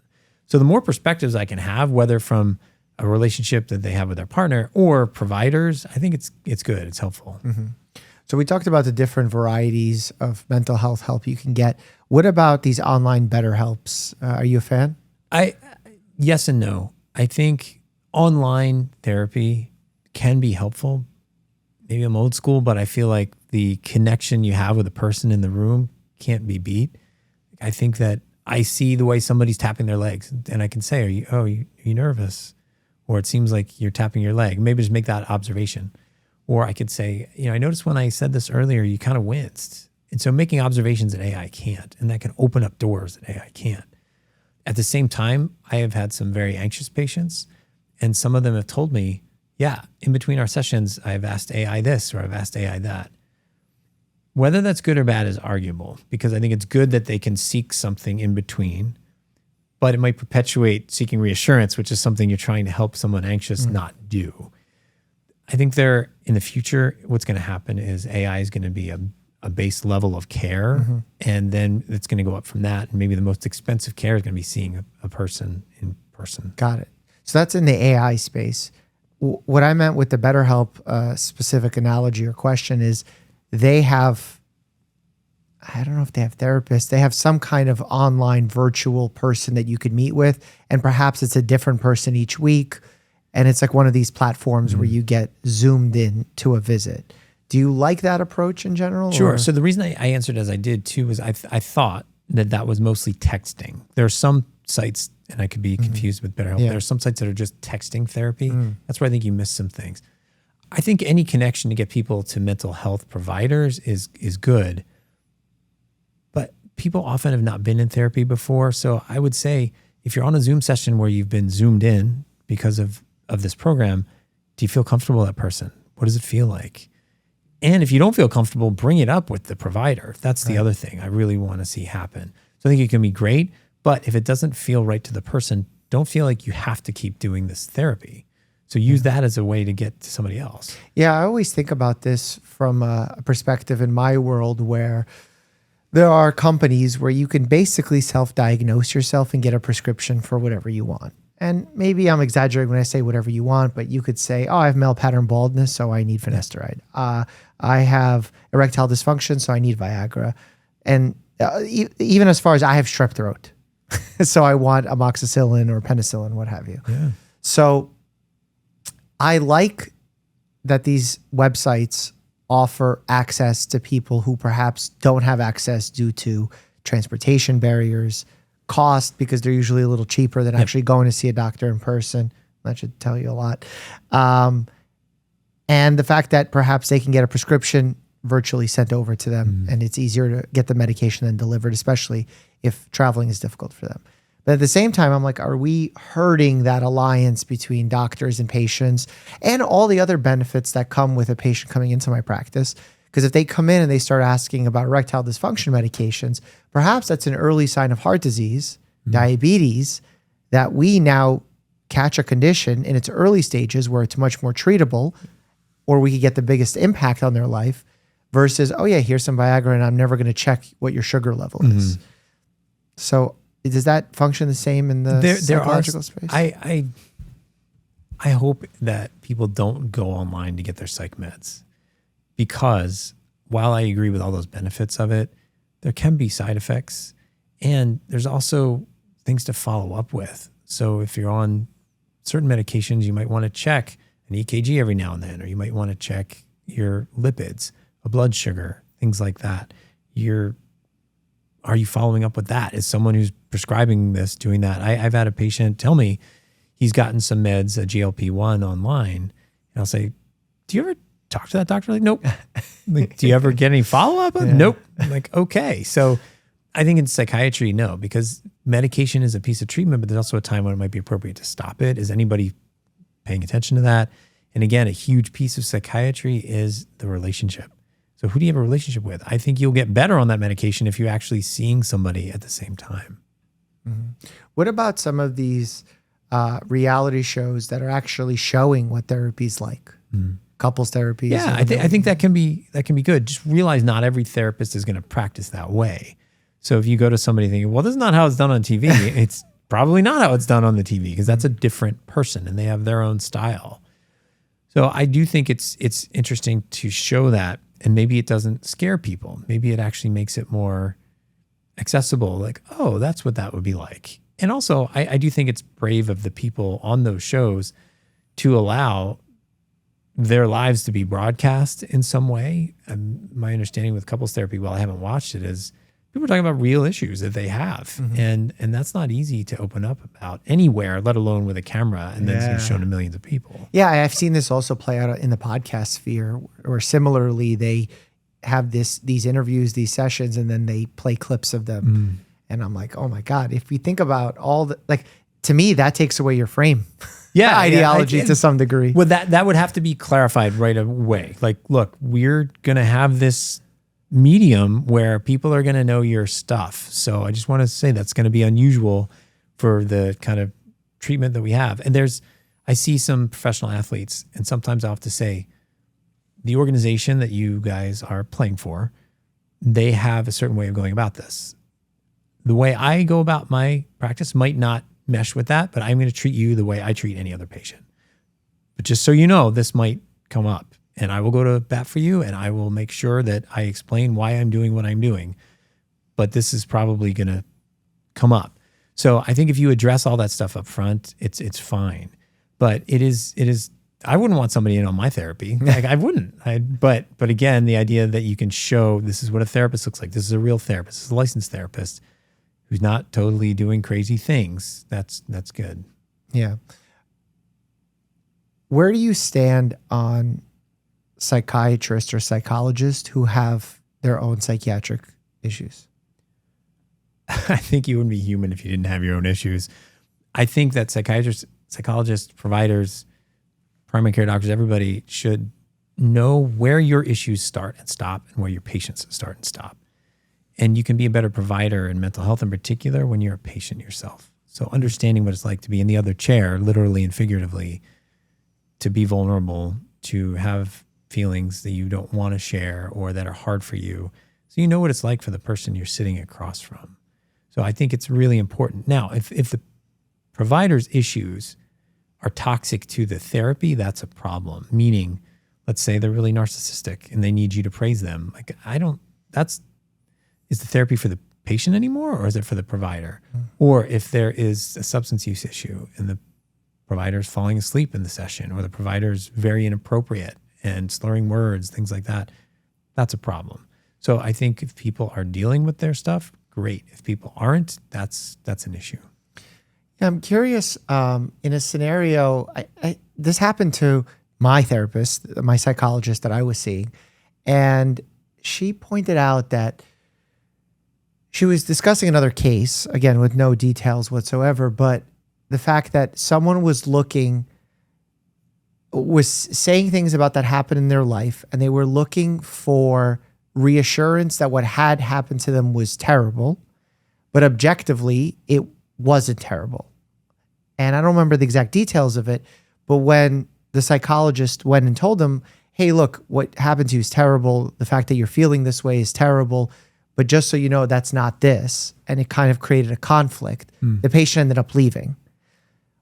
But the psychologist said to me that if they were continuing to say that this was actually harm and this was terrible to them when it was in fact not harmful, it would have yielded a bigger problem. How do you handle discrepancies like that? What I would say in a situation like that, from hearing from you, is I would say to the patient, clearly this has hurt you. You're telling me this is still sticking with you. There is a population of people that wouldn't have the same reaction. They might have reacted a little bit differently. I'm curious what you think about that, hearing that other people might have reacted differently. So wanting to understand more about their perspective. If they go on believing it's harmful, that would be a pattern I could point out. So if they continue to believe it's harmful and it's actually not, I would say it seems like it's really hard for you to see this differently. I wonder what that's doing for you, because when people get stuck on the same idea and keep doing the same thing again and again, they're getting something out of it that they might not be aware of psychologically. I'm curious what you get from this, or what do you feel when this is considered still terrible, when maybe other people wouldn't see it that way. Interesting. Do you think it becomes problematic when a psychiatrist or psychologist becomes famous? What do they do with that fame? That's what I want to know. So I feel like let's say they do good things. They want to help patients. They're trying to educate. But does that fame then take them out of the frame? I think it can, but I can only speak from my experience. I've had some degree of fame doing the things that I've done. Sure. And what I find is, if somebody's coming to me because they've seen me in a video, like, I want you to be my doctor, why me? Why not some doctor close to you? What is it about me? Now, maybe they say, oh, I like the way you interact with people. Sure. But if someone's just starting to take on more and more people and more patients just to make a lot of money, I think that can be problematic. Not that I have an issue with money, but are the patients the primary thoughtful concern you have? And I think that should be it. When it's not the patients, that's a problem. Then go off and do whatever it is you want to do that's not patient related.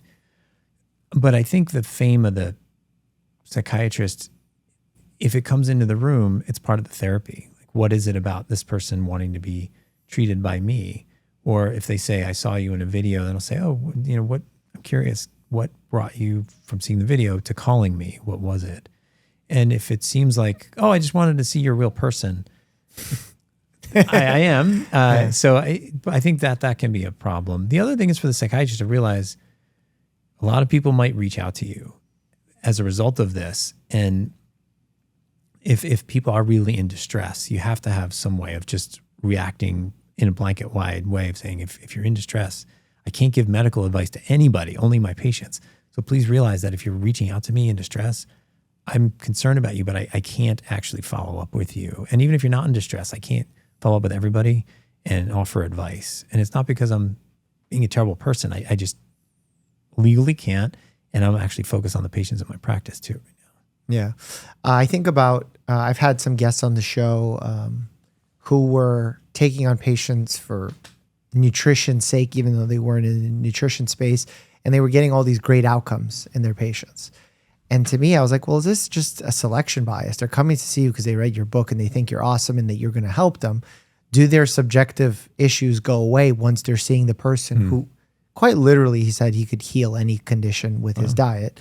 Don't you think like you're pre-selecting people who are almost in a cult-like fashion following your advice and will get better at higher rates than if you brought your diet to my community health center? And that person didn't quite get what I was saying, but I'm curious. Do you think that could be impacting how well the therapy is landing to a better level, but perhaps for not the right reasons? Or does that not matter at all? I think that's where I was going. It's like, well, does it really matter? I've had some people, it's funny, years ago, I was seeing a lot more children in my patient. I still see some kids, but I was seeing a lot more. And there was one that just wanted to come because I had this one particular game.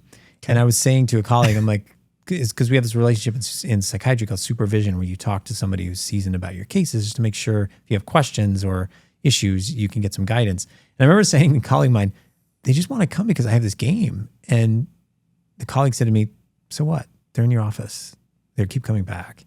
So I think it can be fine that they keep coming back for whatever reason. And they were saying that because they were getting help, not because they're like, oh, you got another patient. Exactly. They were like, they're coming back. Yeah. So I do think that there can be that idea of a placebo effect. Like, okay, this medication is going to help me. It's helped so many people, or this doctor seems to know what he's doing, so he can help me. I will do my best, or that doctor might do their best. It may or may not help. But if they feel like, okay, I'm getting really good care, that's also important to feel like you're getting good care. Yeah, I try and check that, almost like saying check my privilege in that regard when I see a patient who recognizes me from social media and perhaps are way more attentive and listening or making lifestyle changes because they're aware of what I do and they're like, oh, I trust you way more than I would just any other physician, which shouldn't be the case. But is it bad that they're trusting me more? Or is it going to lead them to make healthier lifestyle changes? I was going to say, if you take advantage of it, everybody has, how should I say this? A friend of mine, I was talking about this too. She was saying to me, what's your platform? What are you using that for? And I think if you can use it for good like that, maybe people will listen to you more. And you can use that for good. It's not like you're telling people, hey, make sure you take this pink Himalayan salt. Yeah, exactly. Make sure you take that pink Himalayan salt. And you're not giving them the information that's not true or evidence-based. So the same thing. Like if I can, anybody with fame, if they can use that message to help people, great. But if you're being a huckster, shame on you. Let's not do that. Yeah. The movie Good Will Hunting is one of my favorite movies. I was just having a podcast the other day debating on whether or not it was a good movie. I can't believe I was having that debate with another Dr. Mike. And I loved the Robin Williams character who gave Matt Damon's character therapy. Thoughts on the movie, thoughts on the visualization of the therapy that was given. Yeah, I really liked aspects of Good Will Hunting. I think there was some stuff that was done very, very well. What specifically?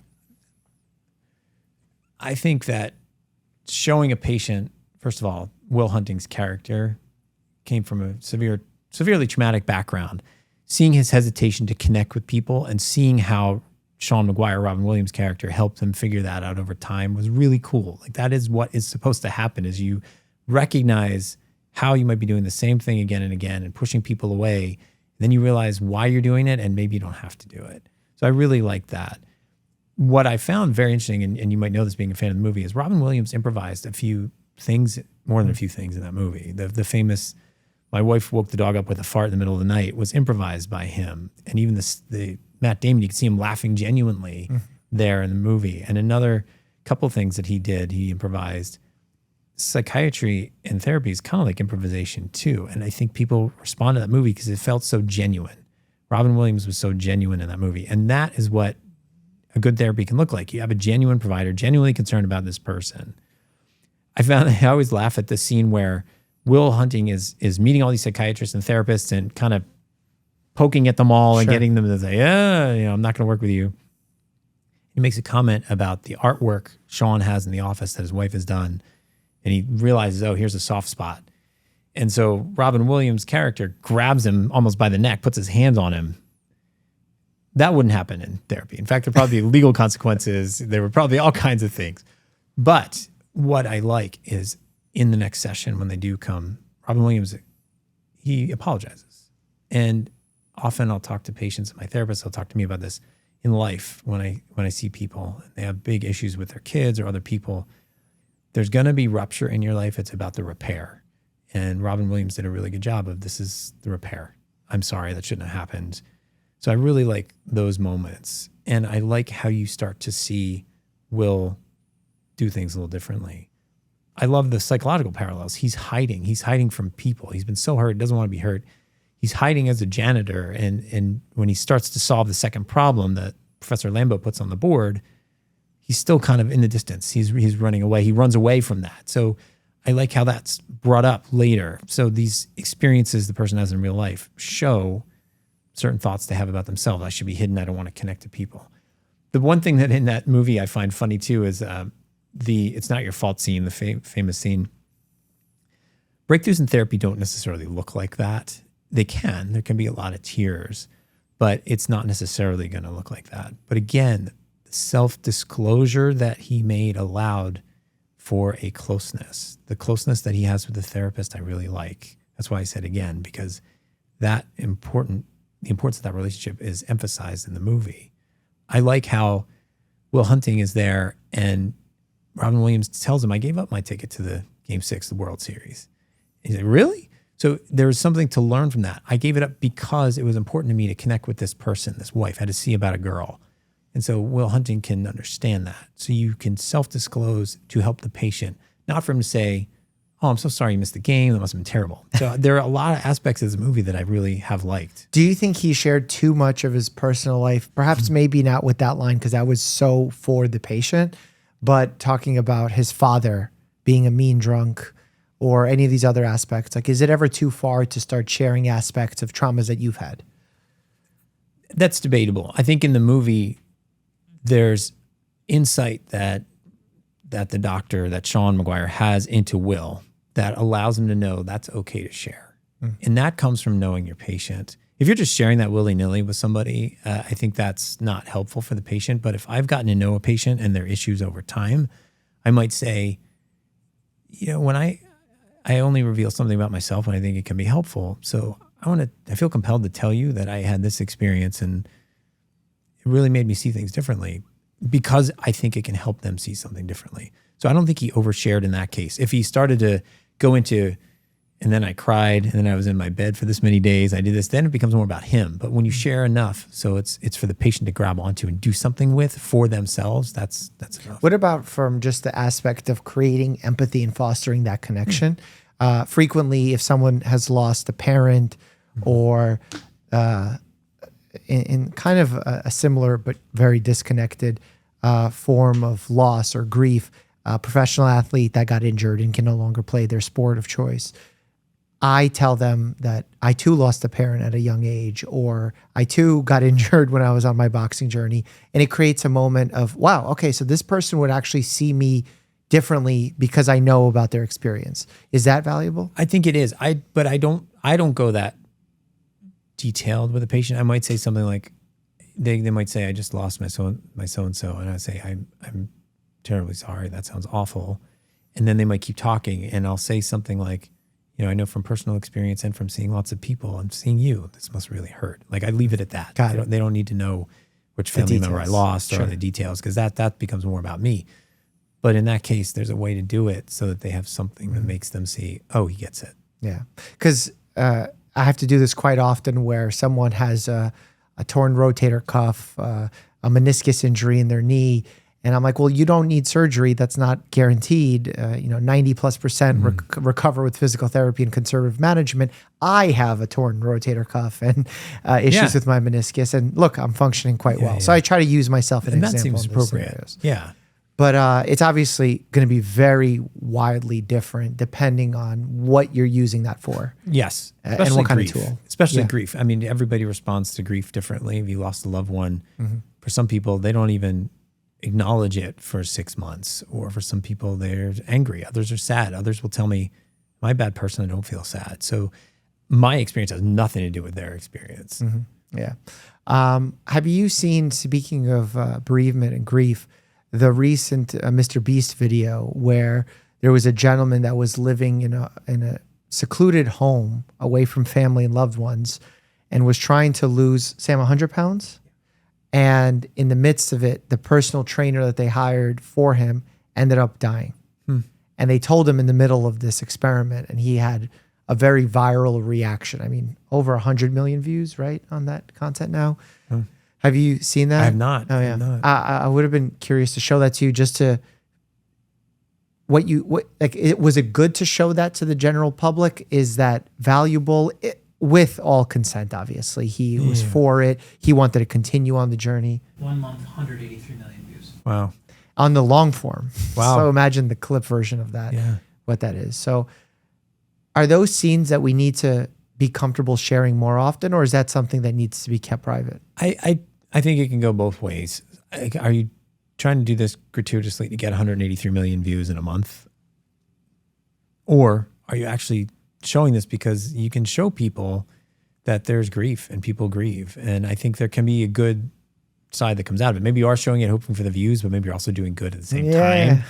But I do think that showing expression is important. Showing how connected he was to his trainer is important. Showing this was an important relationship and that you're going to grieve a relationship when it ends.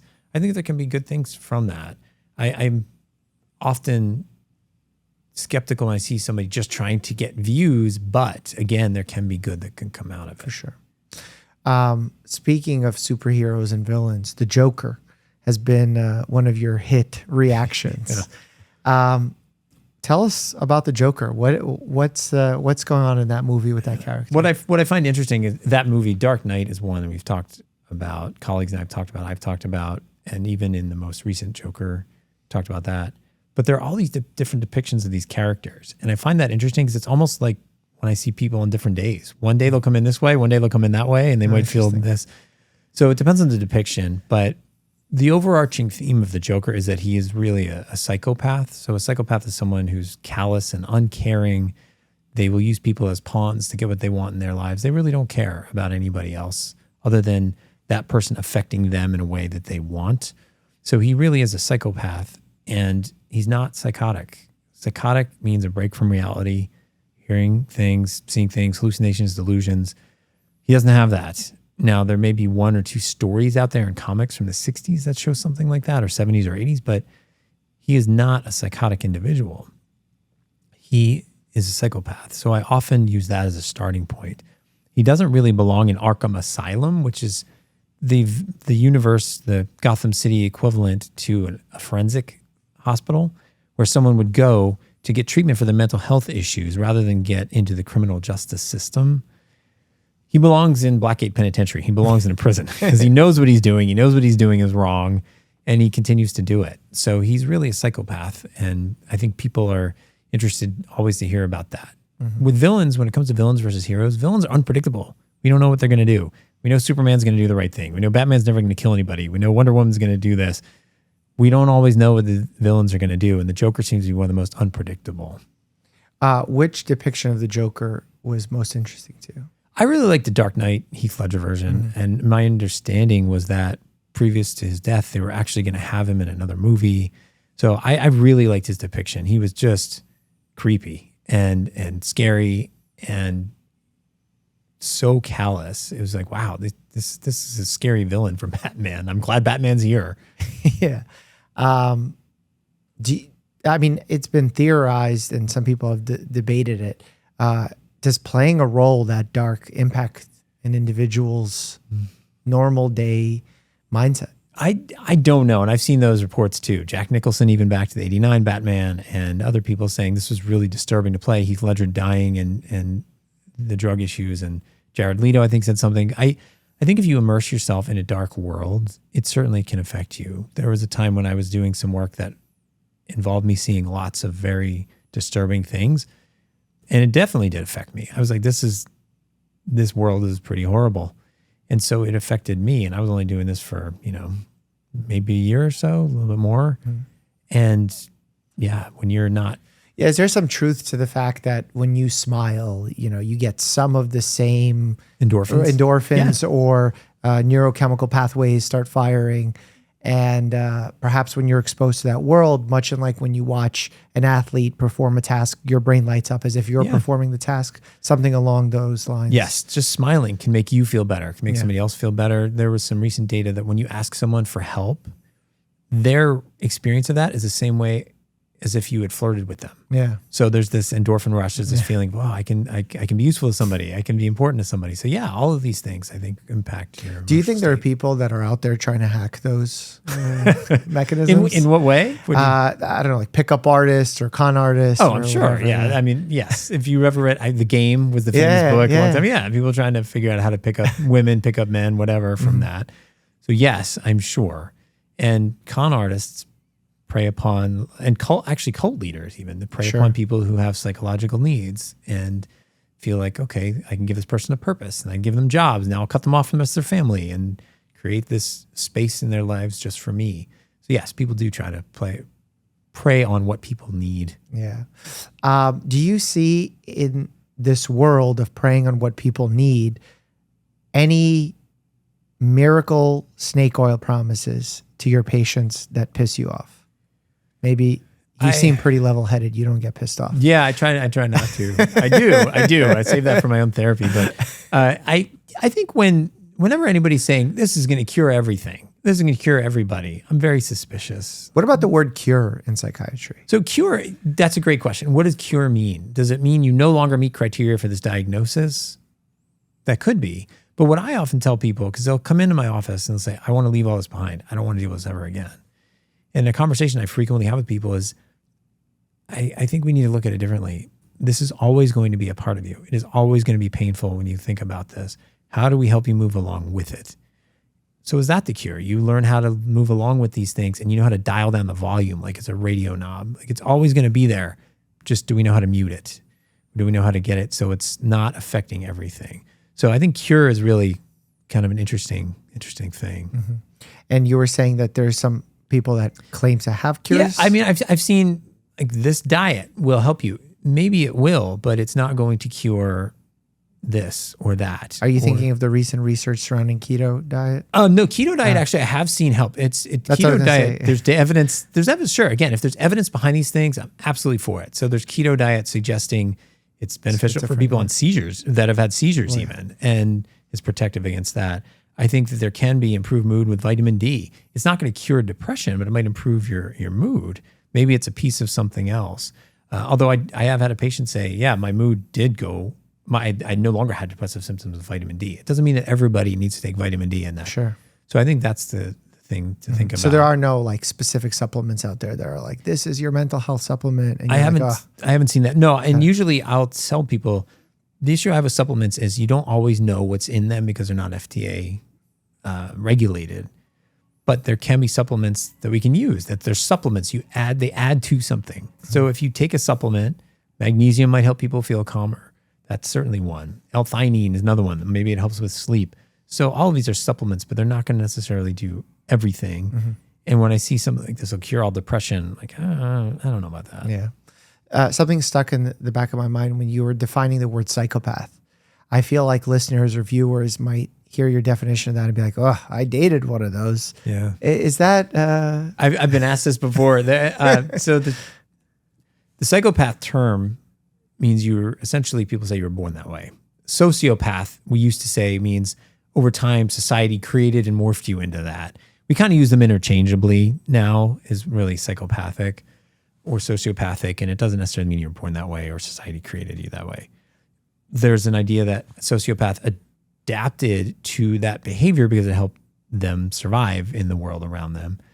When it comes to dating, psychopathy is probably an extreme version of narcissism.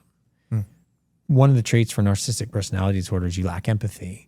So an extreme version would be, say, Ted Bundy or a serial killer or something like that. So I think when people are talking about that, they're talking about extreme narcissists. And I want to understand, well, what's going on? I want to start helping people. And I see a lot of people dating. I have patients in California, New York, Florida. I see a lot of people dating different places, different ages. And we'll talk about people they're dating and say, oh, do you feel like any of that's concerning? And sometimes this stuff comes up. Whether they're a sociopath or not, I don't know. But if they're doing things that are pretty harmful to you, maybe it's not the right fit. So let's forget about labels. Yeah. Let's just think about what's going on here. Yeah, because I mean, if you just search the word narcissist on TikTok or something, you're going to get a lot of dating stories. Yes. You'll see two individuals from the same relationship labeling one another the same traits. Sure. It's interesting how you could see it from both sides. Yeah. But it's just like you asked about other language, bipolar and mania. There's specific criteria if you're talking in a psychiatric sense, psychological sense of narcissism. I think they're talking about people who are totally absorbed with themselves, not considering other people, think they deserve the best treatment. They should be the center of attention. They're pursuing unlimited power, beauty, money, whatever. Those are narcissistic traits. And maybe you are seeing them in people you date.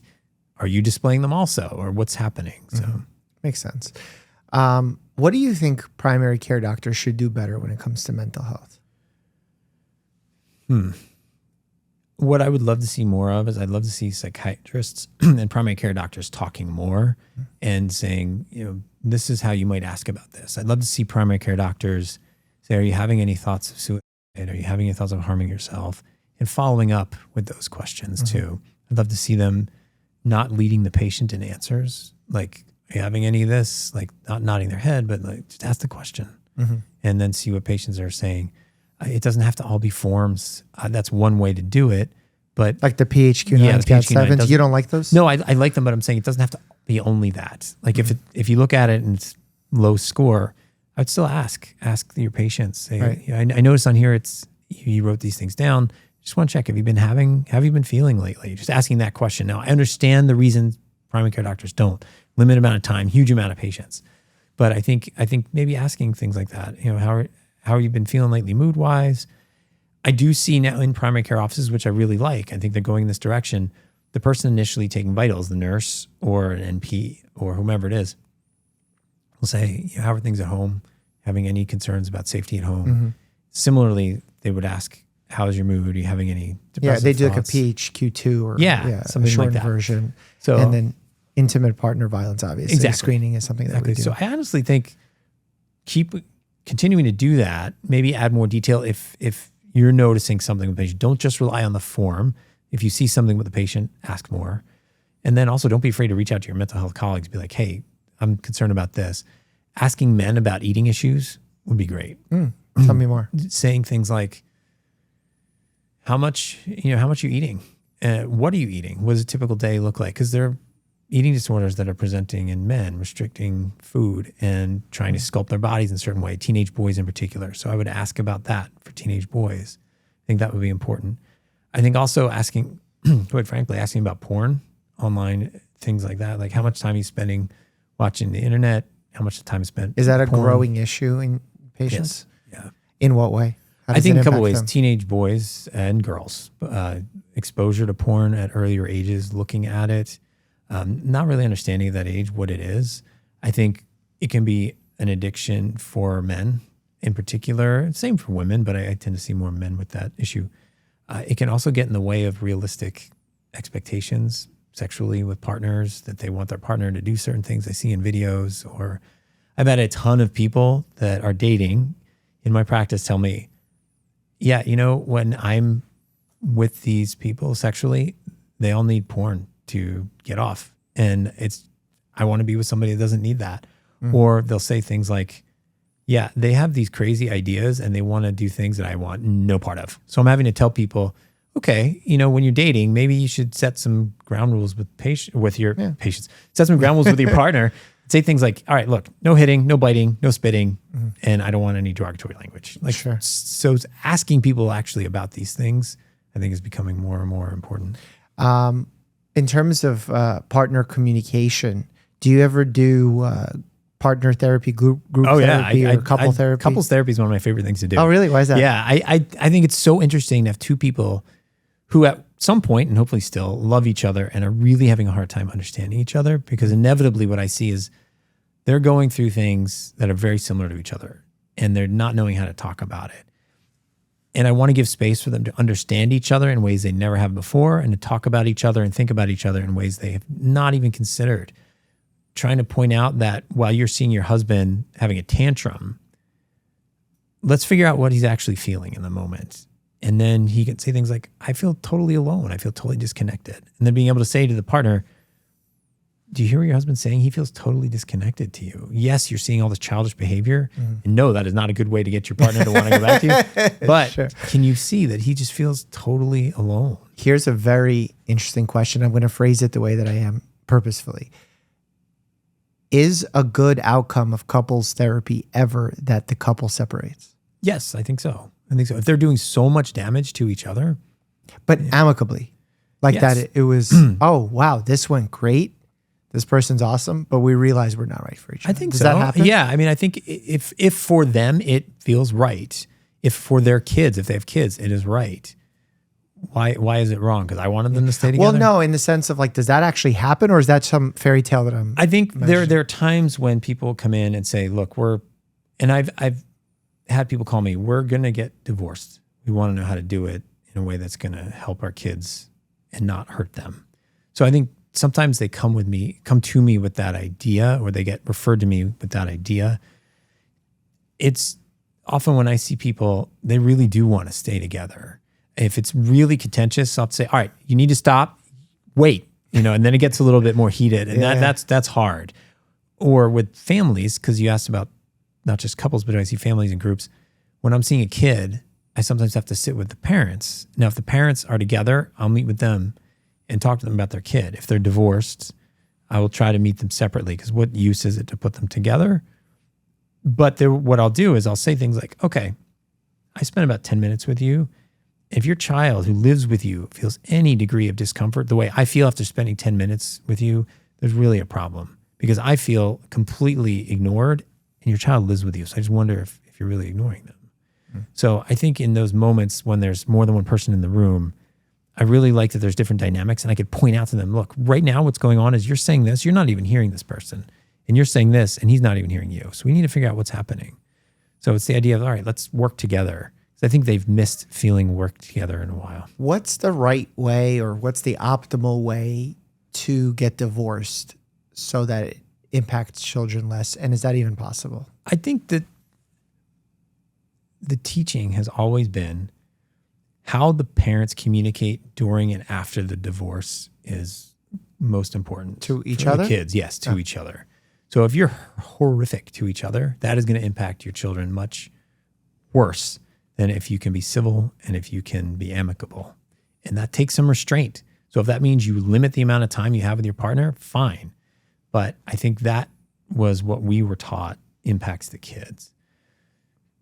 Because otherwise it's incredibly stressful for the kids. And I've had some people say, I'm thinking about divorce. I'm really concerned about my kid. And what I'll say is, I'm not pushing you into this marriage. I'm not pushing you out of this marriage. We should talk about it. I will tell you that with kids, if it's a very toxic environment when you're with your partner and you get divorced, the time with your child may be even more meaningful to all of you. That's powerful. It can be. Yeah, because that's not even a thought in people's minds. They automatically assume divorce is the worst outcome for their child. Where it might not be. It might not be. It might not be. It really depends on many factors. And I'm not advocating for divorce. I'm not saying it's not good. I want to be clear. But I think that it's important that people realize, is your relationship with your kid affected because of this relationship you have with a partner? And if so, can you change that? Or are there other issues here that are just too difficult? And in that case, maybe your relationship would get better. That's so interesting. What do you think the most misunderstood part of therapy and psychiatry as a whole is? I don't know if this is a misunderstanding, but one of the things that I find, I'm laughing because I will see people, they'll come in and be like, they'll talk and they'll be like, all right, so how long do I have to do this? And then, like there's a deadline. Yeah, I'm like, okay, so therapy is a slow burn. You're not going to necessarily feel like you're in another place in 6 weeks. It takes time. You might, hopefully you will, but it's going to take some time for you to really make a lot of the changes. You're going up against often decades of things. So there are people in my practice that I've seen for a decade or longer, and hopefully that doesn't mean I'm a terrible doctor. Hopefully it means that they're still getting something out of this relationship. So I think one is that. Two, an understanding I hope people can have is that most of therapy happens outside of the office. You have that hour, 2 hours, 3 hours, 4 hours, depending on how often you're seeing your therapist, with them in the office. But what is sticking with you outside? How are you thinking about what you left with when you were talking to your therapist? So I think that's another thing to realize, and that there aren't always breakthrough moments, and it doesn't look like Good Will Hunting all the time. Yeah. So I think that's important. Not that that did a disservice, but it's not that you're going to come in and feel like you're super connected. It's going to take some time. It's going to take some time to figure out what it is you're trying to work on too. Do you ever have patients who come in and say, look, I'm not interested in talk therapy. Medication is what I need. Fix it. Yes. So typically I'll talk to them on the phone and say, are you looking for therapy? Or are you considering medication? It says pretty clearly on my website, I do therapy-based practice. But if they do that, I'll say, look, I don't do that, but I can offer you these people's names. I might also say, if I'm talking to them on the phone for 15 minutes, I might also say, it sounds like while you're looking for medication, there might be a lot for you to talk about. I wonder if it's worth you coming in just to see what it's like. So that's another way to do it. But I will refer them to just psychopharmacologists if that's what they're looking for. What's your favorite movie that has had a hint of psychiatry in it? I actually will say, I think that most recently the TV show, not a movie, but the TV show, The Bear, I really like the elements of psychology and psychiatry in that. I think it shows so many things really well. As I mentioned earlier, Jamie Lee Curtis, the character she plays, Donna Berzato, has alcoholism, has borderline traits, has histrionic traits, and the impact she has had on her children, who are adults in the show, is so true to life, that they had to always look out for her, that there was no room for them, that they were shaped because of her actions. That, I think, is incredible. I really like Jamie Lee Curtis's portrayal. I think that's awesome. Other things that I think have been recent, I do like, as I mentioned, Your Friends and Neighbors. I like the way that there's this idea of bipolar disorder and people come off their medications and they don't like their medication. I think there's elements in different things. What about for kids? For kids, that's a good question. The Never Have I Ever for teenagers, I thought was good, showing a therapist and an adolescent interacting. I thought that was really good. What about Adolescence? The show on Netflix? Yeah. I thought that was good. That was, and I don't know if people knew the language for that, but that was a forensic evaluation of that kid. And if you remember, the female provider that went in to evaluate him did an amazing job acting and also did a great job portraying forensic psychiatry. And she wasn't keeping things confidential. This was all going to go in a report. And the way that kid was getting angry at her, I've had forensic evaluations where, forensic meaning the intersection of mental health and legal issues. I've had them where people are not happy. They suddenly stop talking. I really liked how much emotion came up in there. I think that was really well done. And the toxic male culture that they talked about outside of just the forensic evaluation, it's very true. I mean, a lot of that is swallowing the red pill or whatever color pill you want to use. Sure. There's all kinds of stuff there, and I'm glad it's being addressed. Yeah. And I know you're working on some projects regarding media. Tell us what you can share about some of those projects. Well, right now I am working on a screenplay on a pilot for a TV show that deals with psychiatry and hospital work and patients and the providers. I'm also doing more media work where I'm consulting with video games, TV shows, films. People are asking me, can you give your input on this? I want to make sure I don't do anything stigmatizing. This needs more depth. So those things are things that I've been working on. And then also just trying to do more of this, getting out, talking to other providers that I like and admire and who have a big audience to reach about mental health and not to be afraid of it. Right. And before we started talking on camera, you mentioned you're an author of some interesting books. Tell us about that. So I wrote some medical humor books with some colleagues, some friends, also doctors. There was that old series of advertisements you might remember on TV. 9 out of 10 doctors recommend this. 9 out of 10 doctors recommend this. And I always thought, what happened to that one other doctor? What was that guy doing? So we wrote a book called 1 out of 10 Doctors Recommends, Unusual Medical Research, Remedies, and Recommendations, and looked at historically what were some unusual things like drinking urine, using potatoes to stop bleeding, those kinds of things. And did any of them show any medical promise? Or is drinking urine not great? Yeah, actually, there's a coagulant in a potato. I wouldn't necessarily, if you're bleeding out, you're probably not going to shove a potato in there. But and then also some weird stories like a potato inserted in the vagina after childbirth because it would stop the bleeding, but you leave it in too long, it also sprouts. So just looking at things like that. Interesting. That was one book. And then another book I wrote a long time ago, I wrote it under a pseudonym, scrambled all the letters in my name and came up with Rich E. Drieben. And it was very Batman. Yeah. Joker. Yeah, exactly. There's a urban legend that actually happens in the ER where patients come in, you might be familiar with this, and they have complained of stomach pain and they'll say, oh, it really hurts. I don't know why it happened. And then you're doing your evaluation. Did you travel anywhere? Did you eat anything unusual? Did you injure yourself? Did you fall? No. Then you do an image and turns out there's something inserted in the rectum. So I wrote a book called Stuck Up, 100 Objects Inserted and Ingested in Places They Shouldn't Be. And we have x-ray images that we owned and were able to get possession of and showed some of these things. Just to highlight the variety that is the human mind. I think, and honestly, we didn't do any harm to patients. Patients were all okay with sharing. It's the idea, nobody's named. It's the idea that laughter sometimes is the best medicine, and to be able to laugh at ourselves is really important. Now, obviously, those patients weren't laughing at the time. Of course. But it's just the idea that, wow, this is kind of absurd. And the way that people go about trying to pleasure themselves in some ways is interesting. But I do think that I learned from my patients a lot. And that's the other thing. Just to go back to something you asked about Good Will Hunting, what I really liked in there was that the provider, Sean, learned a ton from his patient about himself, and he could apply these things to himself. And that's something that happens in psychiatry is I am constantly learning from my patients. One guy asked me once, he's like, do you ever get anything out of talking to me? I'm like, of course I do. So there's this idea that it's just about the patient. I've really emphasized that with you. But I do learn a ton from my patients. I understand worlds in ways I wouldn't before. I understand how someone who's completely different from me goes through experiences. And I really liked how that was done in the show, in the movie. And I really like that from seeing patients, I could write books and do this kind of work. What kind of personality? Because we have individuals who are med interested, perhaps psych interested, and they say, I can imagine myself doing this. What kind of personality or characteristic fits best in your line of work? I don't know if there's a personality type. I think if you can be empathetic, if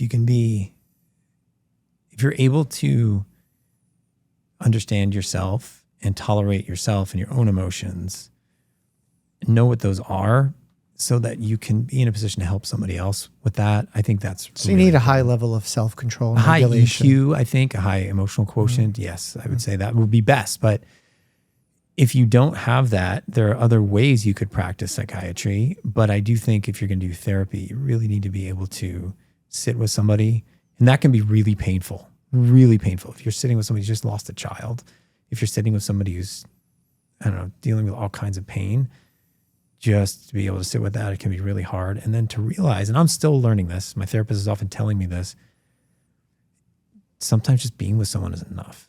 Like just sitting there. I'm always thinking, what do I do? What do I say? Sometimes you don't have to. It's just a matter of just being quiet, sitting. If you were having someone shadow you as a med student or pre-med, and they're interested in your field, and you sense, they tell you they have a low EQ, do you discourage them? Not at all. Even though I said a high EQ would be great, I would say, well, tell me about that. Let's figure that out. What's going on here? And when I do teach med students, I will first of all ask them, how do you learn best? Do you want questions? How do you like this? So I'm trying to meet them and understand them. And then oftentimes if somebody has a low EQ, it might be because emotions were never okay in their family. So we got to figure that out. And when someone actually starts to get in touch with their own emotions, that might open up the door of like, whoa, this is really helpful. Let me go into psychiatry. It's almost like you're doing a session with your students. Yeah, exactly. So you got to figure out what's holding you back. And actually, that's something I want to touch on in the pilot that I'm writing is what is holding somebody back from that. And 32 hours a week can be compassionate fatiguing. Do you ever experience compassion fatigue? Is it reasonable to expect to have compassion fatigue? It's hard to, like if you're seeing multiple patients in a day and they're all telling you about loss and grieving, that's got to be heavy, no? It can be heavy. I think of it a couple ways. And I was lucky at my med school to give the speech at graduation. I was voted by my classmates to give a speech, and I talked about it then. It's such a privilege to sit with patients and to be able to understand them. And in psychiatry especially, you're talking to people in their most intimate moments.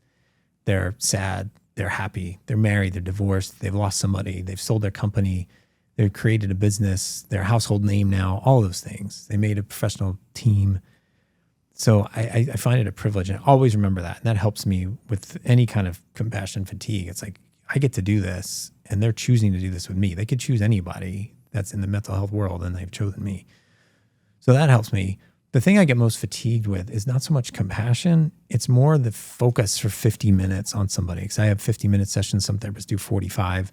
And when you have a number of those back to back, it's like, whoa, I gotta make sure in the middle of the day I have a break just to be able to reset. And I don't save enough room sometimes for people at the end of the day. So if I finish 8, 9, 10 sessions and someone says to me, how was your day? I'm like, oh, it's fine. That's all I say. Like, that's it. And we move on to the next thing. So I think that's really tiring just to be able to do that. What is your way of resetting? I find exercise incredibly important for me. So I will work out 4 times a week with weights, and then other days do other things. I like to bake when I can. I find that important. Fiction, reading, watching television or something that I can do like that. I really like just being with family, my immediate family. The family creation that I have is really rejuvenating. So I find that a lot of fun. Is there, like, I know I get a benefit of it, my patients do, watching mindless TV shows that are garbage. Yeah. But like for some reason, because they're garbage, makes them watchable. Yes, and I won't name the shows, but I have a tendency to watch some of those. It's because, in my opinion, there's something on in the background. You don't have to tune into anything Deeply. But it can still be there. It's like white noise in the background. Got it. And I think it can let you be alone with your thoughts in some way without maybe feeling completely alone. I do think that there's a predictability to that, to the reality shows, to the baking shows, the competition shows, the whatever shows you're doing and watching. There's something formulaic about them. Those procedurals, in an hour, everything's wrapped up. It's amazing. It's like, oh, it's a nice, neat bow, whereas people's lives are not nice and neat. It takes a lot longer than an hour. And also, when you're seeing so much heavy stuff during the day, at the end of the day, to know like, oh, this person can't find their True love. Yeah, whatever. Oh, Perfect match on Love Island. Oh, they lost a shoe. Great. So I think there's something comforting too in seeing people have issues that really aren't that big of a deal, or sometimes watching movies where you see people have really big deals and you can look at your life and be like, oh, it's not as bad as that. Yeah, like I used to, when I was younger, in maybe my late teens, early 20s, loved watching hard-hitting dramas, serious bits of movie.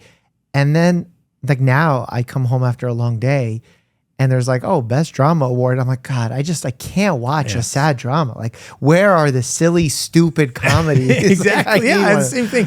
My wife will always want to watch something sad. I'm like, nope, not gonna watch that. She's like, what about this? Nope, not gonna watch that. I'm like, I have had enough nonfiction. I need fiction. So, yeah, I felt that in watching The Pit, the first episode. I was like, oh, this is too real right now. Yeah. I actually really enjoyed The Pit. I felt like, and I saw your take on it too. They finally did it right. The psychiatry elements, I think they They did it right in a way that made people mad, but that's what they should feel about the way mental health is sometimes done in the hospital. Like the Kraken was this guy who was given this name of a monster. He was going to wake up and pee on somebody. Yeah. And I think that is the way. A lot of times in medical ERs, patients that are psychiatric patients are looked at. So it is terrible, but it's also true that that's how that's looked at. And there was a comment made to one of the characters in the show. I think it was Mo, like, you can go into psychiatry. But it was almost cutting like, you should get out of this. And, you know, and I think that is accurate. The way people in medicine might look at psychiatry and the way it's looked down upon. And I think they really captured that. So I don't think that's necessarily a flaw of the show. That's a problem with how we see mental health. Yeah. Yeah, big time. Did you read House of God? Yes. Yeah, Samuel Shem. It's there is a truth to it, a brutal reality that's not sexy and not talked about. But there is, like, in taking care of sick people, it takes a toll on the human mind and body. And there are weird coping mechanisms that people don't get, like the dark humor at nursing stations. Yes. People don't get that. No, absolutely. They don't get the dark humor, and that happens. And I had a colleague who ran an ER during COVID, and the way people came together, the way it felt like the city was coming together, it's very true. So the Pit did a great job with that. I didn't find that too much like work. I think in part because it's been so long since I was in a medical ER. I worked in a psych ER for a while. Got it. But I did think, wow, they really got it. Was there right. ever a show that made you feel that? Oh, yeah. The show on HBO, In Treatment, from years ago, the one with Gabriel Byrne, that was like coming home from work. Yeah. He was a therapist. Yeah. And the Monday shows had a Monday patient, and the show was a Tuesday patient. I'm like, this is work. I don't want to do this. And sometimes there'll be stuff, you know, where couples are fighting, or, you know, parents are not being great with their kids. I'm like, I don't need to see any more of this. You're like, here's what I would tell them. In Yeah, this scenario. exactly. And I've been asked that. Like, okay, so if you were the psychiatrist in this show, what would you say? So, yeah. That's great. Where can people follow along your journey? If they go to drericbender.com, all spelled out, DoctorEricBender, drericbender.com. That's my website. That has lots of Why'd videos. you choose to do Doctor spelled out? You know, I think because I did it too. That's why I'm asking. yeah, that's good. I don't recall exactly. Maybe because it just felt weird to me not to have the period, DR period. Oh, okay. So I don't know if that was it, but I chose that one so people could see me there. I have a YouTube channel. I haven't done videos on there in a while, but what's there, I'd love people to look at, because it's about shows that are still on. Yeah. And looking at Yellow Jackets, looking at Ted Lasso, which is coming back for season 4. It was looking at some other shows too, including Euphoria. That show made me feel like work was in front of me, and I wanted zero to do with it, because not that it was bad. It was like all these teenagers behaving badly. And for a while I had some really difficult cases where teens were doing bad stuff, but also there's a lack of mental health care, and that also reflects real life. Yeah. Where are the child psychiatrists? Yeah. But that show made it hard. But you could see all those videos on YouTube. Cool. There, I think I am Dr. Bender. Okay, there you go. I did it because there were too many other DR mics. Oh, that makes to sense. distinguish myself, I there you guess, go. somewhat. Well, thank you for the work that you're doing. Thank you for this awesome conversation. I definitely feel more enlightened. I really am excited to see medical dramas in the psychiatric and psychological space just do better. Yeah, me too. Thank you so much. I admire what you do, and it's been awesome to be part of it. Thanks very much. Thank you. Injuries happen in real life and in video games. Click here to check that out. And as always, stay happy and healthy.